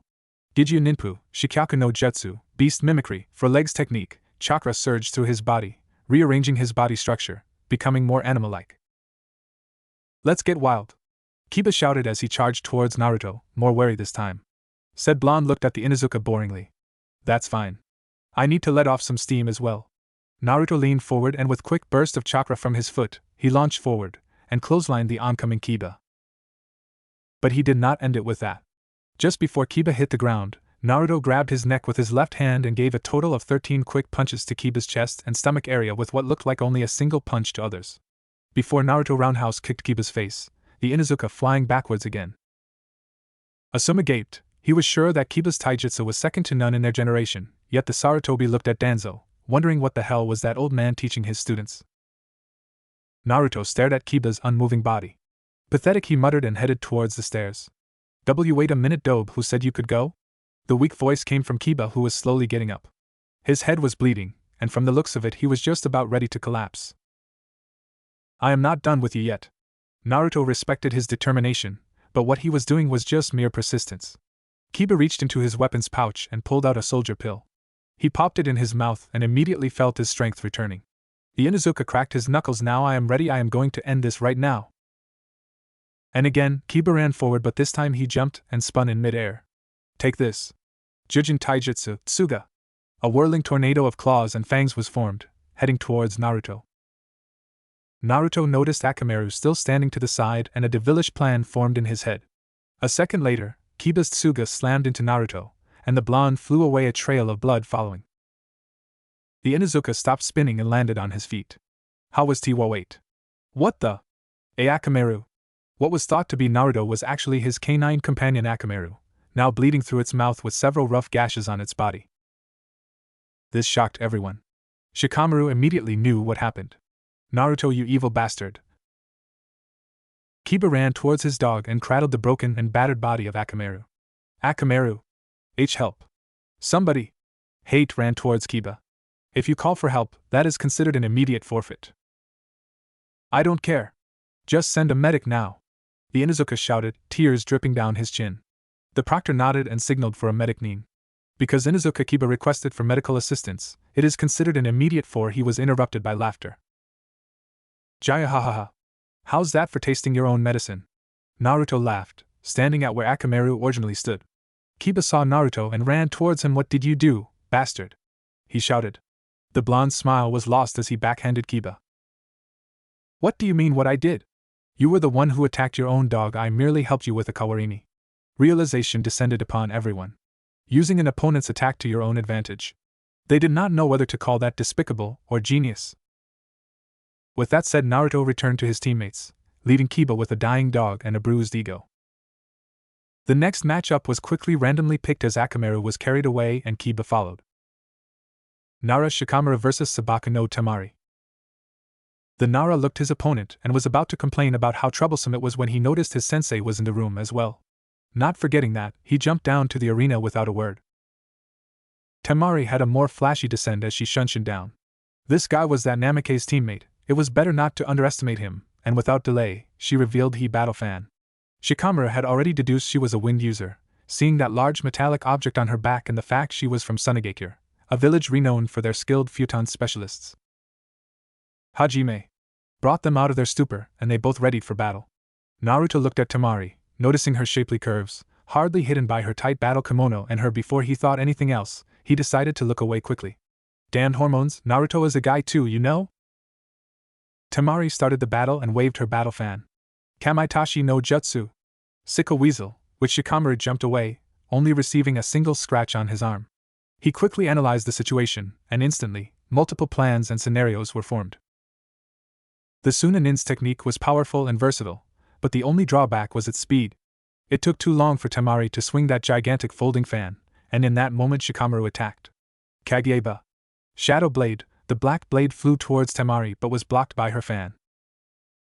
Shikamaru smirked Kajinui, shadow stitching. Several tendrils branched from the shadow blade and wrapped itself around Temari's battle fan. What the? She exclaimed, and had no choice but to abandon her weapon before the tendrils crawled onto her.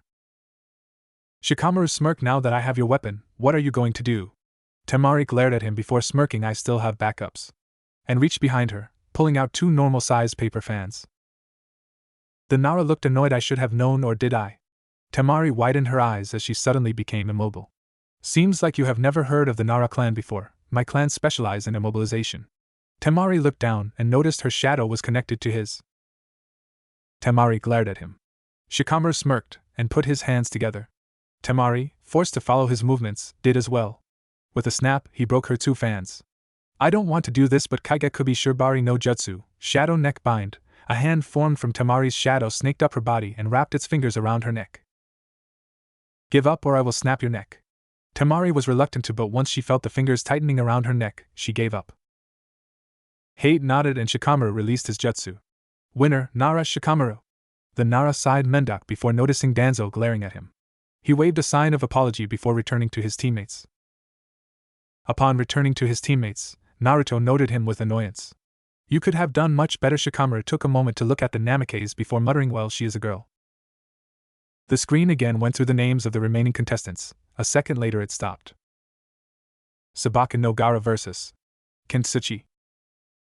Gaara looked at Kin with distaste before he shined down. His opponent was a little weak, but if he could get blood, it was good. The Sound Nin jumped down and readied herself, her right hand already in her weapon's pouch. Hajime! Hate shouted, and Kin immediately threw senbons at Gaara, which were easily blocked by his sand shield. The bell attached to the senbon had no chance to ring as Gaara's sand enveloped the needle and was hurled back at her. Kin skillfully caught the senbon by the bell, careful not to let it ring near her. Naruto narrowed his eye. That sand shield was interesting. He did not sense any chakra coming from the Sand Nin, but the sand rose up to defend Gaara. It had its own chakra? It was an auto-defense, most likely. The Jinchuriki looked at Kin before raising his hand. His sand rose and flew towards Kin and enveloped her whole body without mercy. Sabaka Q, Desert Coffin. As he tightened his hand, Kin yelled out in pain. Shit, he's going to, Hei thought, but before he could do anything, Gaara formed a fist. Sabaka Soso. Desert Funeral. The sand surrounding Kin imploded and crushed her. Blood dripped out from the floating sand. Minato immediately stood up. Shit! He turned to face Bakihei, Sand Jounin. Our village is not responsible for any deaths caused by other villages. This Sound Nin's death is on your village's hands, not ours. Baki glanced at the Sound Jounin, who shook his head. The Sand Jounin turned back to the Hokage. I understand. Our village will take complete responsibility for my student's mistake. Minato nodded good. He ushered someone to clean up the mess and signaled for the preliminary rounds to continue. Again, the screen flashed through the remaining contestants' names and it stopped. Namikaze Naruto vs. Dosa Kinuta. Looks like it's my turn again. Naruto muttered before jumping down to the arena. Dosa did the same without saying anything. The Namikaze was already pretty excited from Gaara's match. The sight of that much raw blood, Naruto shuddered. Hate looked at both of them. I will repeat the rules again. There will be no killing. Now, Hajime. Dosu unveiled his melody arm and ran towards Naruto. Immediately, Naruto released a large amount of killing intent. So heavy that it affected all the other genins and even some chunin in the room. The killing intent stopped Dosu dead in his tracks. Considering the killing intent was directed at the Sound Nin, it was normal when he dropped to his knees, his legs losing all strength and unable to support him. Dosu started sweating bullets and was shaking in fear. Naruto calmly walked towards him as his overwhelming presence increased in pressure. The Namikaze slowly took out a paintbrush and after cutting himself, he used the blood to draw a seal on Dosu's forehead. After it was done, the blonde whispered Chakra Fuin, Kai. Chakra seal, activate. A second later, Dosu screamed in pain. Multiple runes emerged from the base seal on his forehead and covered his entire body, trailing his chakra coils. The screaming stopped as Dosu lost conscious. Hate could only wonder what the hell happened when he declared Naruto the winner. Everyone was looking at Naruto, wondering what he just did. What he did was simple. Naruto merely sealed off Dosu's chakra, forcibly making him a civilian without any ability to summon or feel any chakra for his whole life. A day off was given to Team 10 as a reward because all three managed to advance to the third round of the Chunin exams. Naruto did not want to go home that night. He was actually afraid of what his father would do to him when he got home. Naruto could still remember the cold dark glare his father gave him after they were dismissed. Him being paired with Jin for the final exam was both the best and worst thing that could happen. Naruto could humiliate the genius in front of Konoha, but if he won, the memory of Minato landing blow after blow on Naruto's immobile body came to mind. But boy was he in for a surprise when Danzo approached him the next day. "Keep quiet and follow me," was all the old warhawk said before disappearing. Naruto had already had this happen quite too many times and learned how to follow his sensei. They reached the east wall and stopped. A Chunin was standing guard, and when he saw Danzo, the Chunin bowed. Danzo turned to Naruto, who was behind him. "I shall give you a privilege that I have never given anyone. You will be the first non-Root affiliated shinobi to enter the Root ANBU HQ." Before Naruto could reply, Danzo turned to the Chunin and nodded. The Root Nin proceeded to tap a few portions of the massive wall before forming a hand sign. A quiet rumble and a part of the wall sank into the floor, revealing a doorway and a set of stairs that led downwards. Danzo quickly descended down the stairs and Naruto followed him tightly. The doorway closed up immediately. The stairway was dark and damp with only a few torches along the walls giving limited illumination. After walking for what felt like 10 minutes, a bright light was seen at the end. They walked into the light and revealed a large dojo with dozens of shinobi, both young and old, training. "Welcome to Root headquarters, Naruto." The blonde surveyed the scene with slight interest. "I told you, Danzo, I will not join Root, and that is final," said Root Commander chuckled.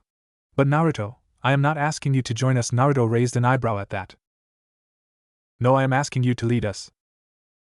A deafening silence. The training Root ninjas stopped what they were doing and watched their leader. "What?" Naruto loudly exclaimed. Even the cold, apathetic Namikaze could not help but be shocked. "Bet that threw you guys off." Danzo smiled. "Yes. I, as the current commander of the ANB unit Root, proclaim you, Namikaze Naruto, as the new leader of Root." The blonde stared at Danzo incredulously. "But I can't." Wait, this is a trick, isn't it? I don't know what you are planning, but..." Danzo frowned. "Let's face it, Naruto. I am getting old, you know. I am 81 this year. I have never appointed a successor, nor have I thought about one. I always thought I would be able to reign over Root until I have acquired the position of Hokage, but there is just not enough time. And you, Namikaze Naruto, is by all means my true successor."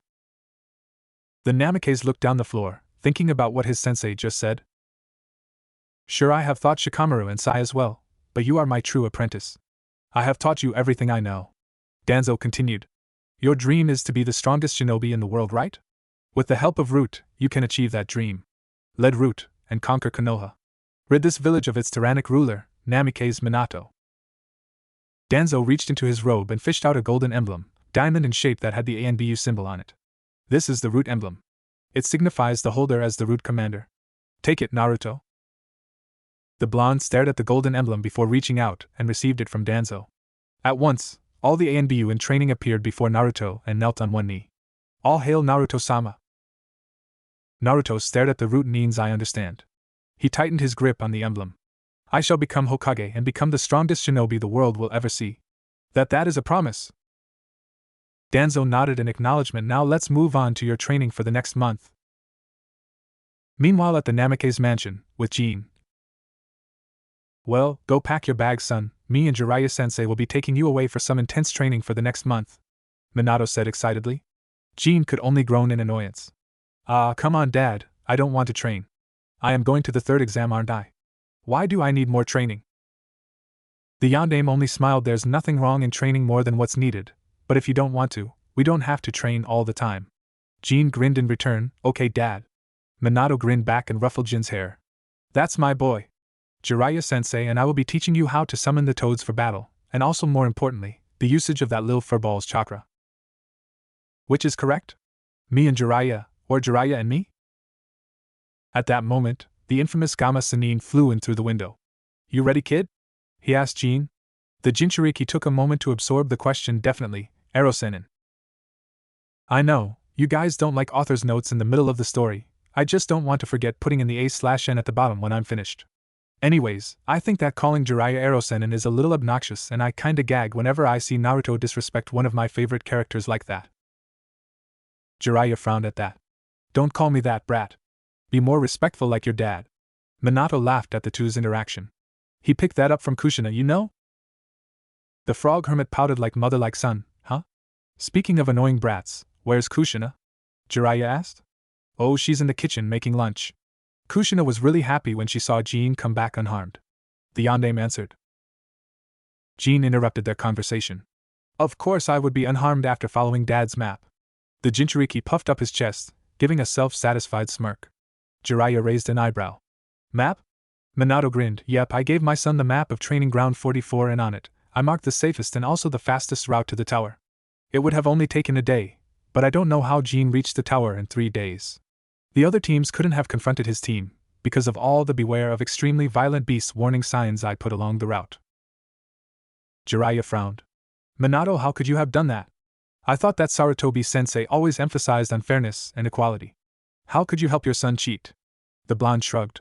A ninja is supposed to use every tool at his disposal. A map is merely a tool for Jean to succeed. The white-haired hermit sighed. Minato, there isn't a shortcut for everything. The Chunin exams is not only a chance for genins to become Chunin. It is also a lesson. A big lesson for both the failures and those who succeeded. How would Jean learn anything if you help him to cheat?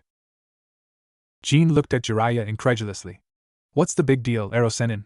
I advanced to the 3rd exam, it's all that matters. Jiraiya let out a deep breath of disappointment. It's not the same, Jean. Both of you just don't understand. Meet me at the northern gate, we will travel from there to Jin's training spot. With that said, Jiraiya went out the window, disappearing. Minato and Jean stared at the open window, both wondering what was wrong with their favorite white-haired pervert today. 2 weeks into training. Kuchios no Jutsu! Jean shouted. A tiny green-colored toad, a quarter the size of his palm, appeared. Damn it! I am already putting lots of my chakra in the jutsu, but still, I can't summon any toad bigger than this tiny little thing.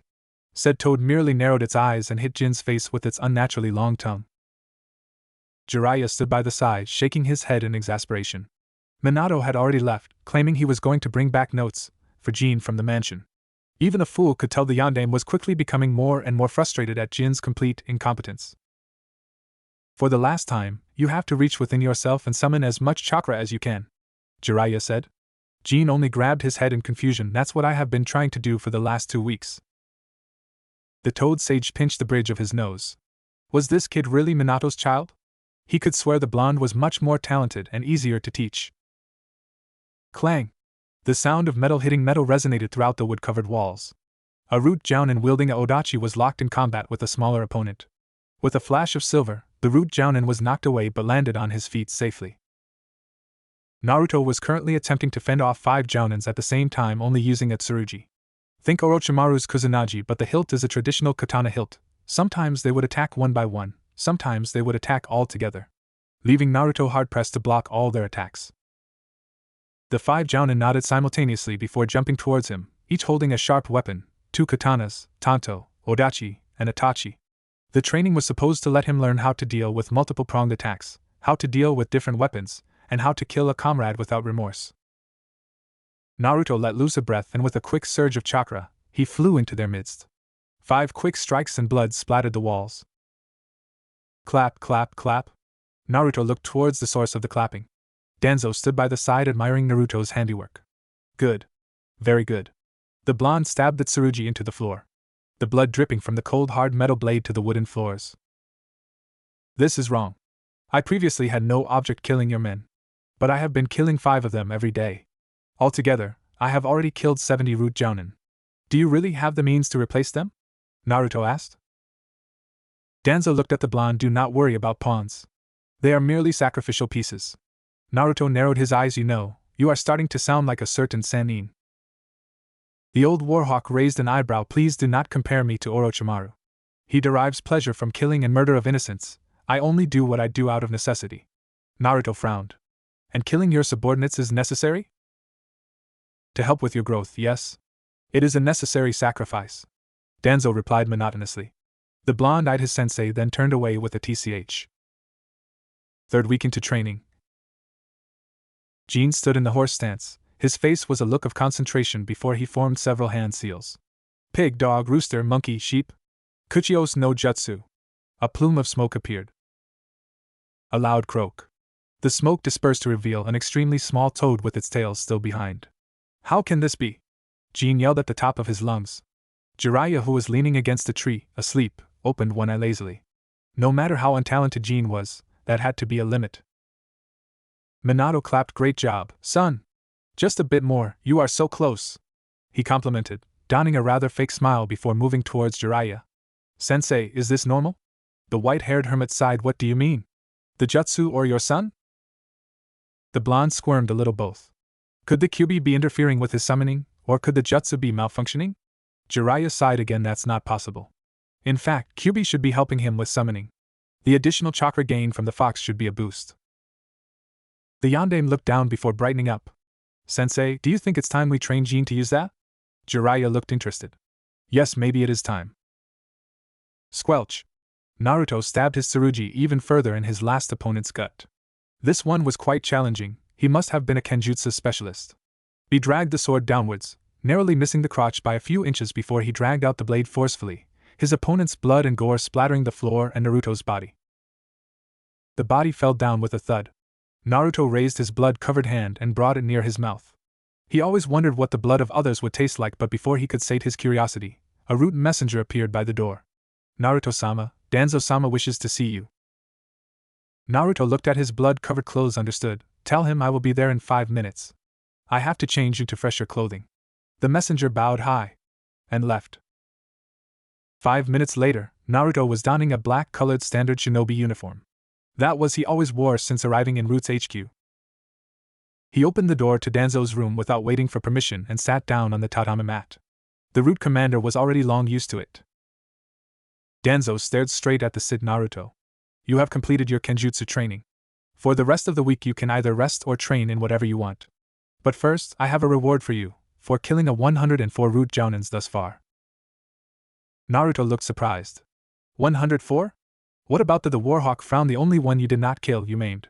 The blonde could remember him. Wore a blank mask with the kanji for fire on the forehead. He was quite skilled in what Naruto liked to call fancy footwork. The blonde severed his spine after getting bored of the Root Jounin prancing around him. Anyways, here is the reward from behind. Danzo pulled out a rather large scroll. Naruto received it with both hands and delicately opened it up. His eyes widened. This is dash. Jin stood up, confused at what he was looking at. He was apparently in a sewer of some sort. The Jinchuriki rubbed his head in confusion, wondering just why in the world Erosenin pushed him off a cliff. The last thing he could remember was falling through the ravine. Grumbling about how to get back at Jiraiya, he suddenly stopped and turned his head towards the end of the corridor, which had a strange red glow, pulsing as if seducing him to move towards it. Slowly, Jin walked towards the red light. At the end of the corridor was an immense room, and on the other side of the room was a gigantic cage. Jin looked at the cage in curiosity, wondering whether Konoha kept a gigantic pet in its sewers. Walking forward, he was suddenly flung back by an enormous amount of a mixture of killing intent and demonic chakra. From the darkness of the cage, 2 eyes appeared. Grotesque red eyes with the slitted pupils. A large mouth opened. You dare disturb my slumber? With a roar so fierce, Jin almost peed his pants. Stuttering in fear, Jin managed to ask a barely understandable "WW who are you?" The red eyes brightened, as if in amusement. I am the nine-tailed Bijou, Kyuubi no Kitsune. Tremble before my presence, mortal, for I am the ruler of Makai, emperor of hell. Of course the fox was lying. The ruler of Makai was an ancient demon, Beelzebub. One of the original archangels who rebelled with Satan. And the emperor of hell, or also known as the lord of the afterlife, was the Shinigami himself. But humans did not know that. Jin was near tears, as the demonic visage of Kyuubi was now fully in view. Slick red fur covered its body and 9 massive tails swung back and forth behind the demon. It wasn't known very much, but Kyuubi is actually a very good judge of character. One look, and it could see all the good and bad traits of the person. Kyuubi carefully analyzed its vessel. Greed, sloth, pride, anger, envy. What a sinful human, containing 5 of the 7 sins. Somehow, Jin regained his lost confidence. His somewhat slow brain put things together and finally figured out the 9-tailed demon in front of him was the Kyuubi sealed within him. And for some stupid reason, because Jin thought the fox was his prisoner, he could order it around. Hey! Stupid fox! Since you are living inside of me, why not pay me some rent from now on? Jin declared with a smirk, thinking he got the fox. Red eyes widened in anger while Kyuubi's massive body began trembling in wrath. Various thoughts of death and destruction flew through his mind. The thought of ripping this insolent human limb from limb could barely sate its bloodlust. Seeing the trembling Kyuubi, Jin's smirk grew even more as his face could be the very definition of arrogance and conceit. How dare you, how dare you! Rhea! Kyuubi roared in its fury. The water shook in slight waves, and the walls around them started shaking. A claw flew towards the cage's opening, and it almost reached Jin's head before stopping. Damn this seal! Mark my words, human, you shall regret your words. I will tear you apart. I will chew you into bits. You want chakra? You will have more than your fragile human body can take. A wave of dark red flew through the cage, slamming itself into Jin's body. He was forcefully ejected from his mind. In the real world, red chakra tendrils burst from Jin's seal. As if spinning a cocoon, the tendrils began wrapping itself around Jin's body. Minato and Jiraiya, who was watching on the cliff, was starting to worry before a surge of demonic chakra brought their attention to Jin. A deep red chakra surrounded him before a scream of pain erupted from him. They could see his body literally breaking down. Pieces of skin started to burn off, muscles started rupturing. Demonic chakra was actually a double-edged sword, for both demons and humans. Demons could go berserk from overuse of demonic chakra, like Shikaku. And humans' body would destroy itself from too much demonic chakra. Exactly what was happening with Jin. The Jinchuriki quickly fell unconscious from the pain. Seeing his son's eyelids fall, Minato yelled his name, and using the Horatian tag he had placed on Jin before, he reappeared beside Jin. Grabbing his hand, Minato and Jin reappeared back on the cliff with a yellow flash. The Yondaime gripped Jin's shoulders, yelling his name, before pulling back his hands, the demonic chakra burning his palms. Jiraiya was more calm and collected than his student. Observing Jin's condition, he went through all the possible solutions, their drawbacks and results. Selecting one of the many sealing jutsus, he went through some hand seals. This Fuin jutsu was one he created with Minato. They figured the possibility Kyuubi might forcibly shove Jin full of its chakra, breaking his body. Hence, they worked together and created a jutsu that would be able to completely seal off Kyuubi's influence. Temporarily, of course. Akuma Hosodo Bunri no Jutsu. Demon Host Separation Technique, Jiraiya yelled out. A burst of chakra came from his palm before a mirror of Jin's seal appeared on it. The seal glowed red and the runes around it fused together and formed a new set of runes. The Gamasanin slammed his palm onto Jin's gut, and the seal on his palm combined with Jin's. The point of the jutsu was to effectively cancel out Jin's seal without releasing the trapped beast. Almost instantly, most of the red chakra surrounding Jin flew back into the seal, while the rest dispersed into the air. Jiraiya stood before Jin and Minato. The Jinchuriki was a bloody mess. Because the connection to Kyuubi was cut off, it meant his speedy regeneration was disabled temporarily. With his skin still missing, Jin looked like a bloody carcass, messily skinned by a psychopath.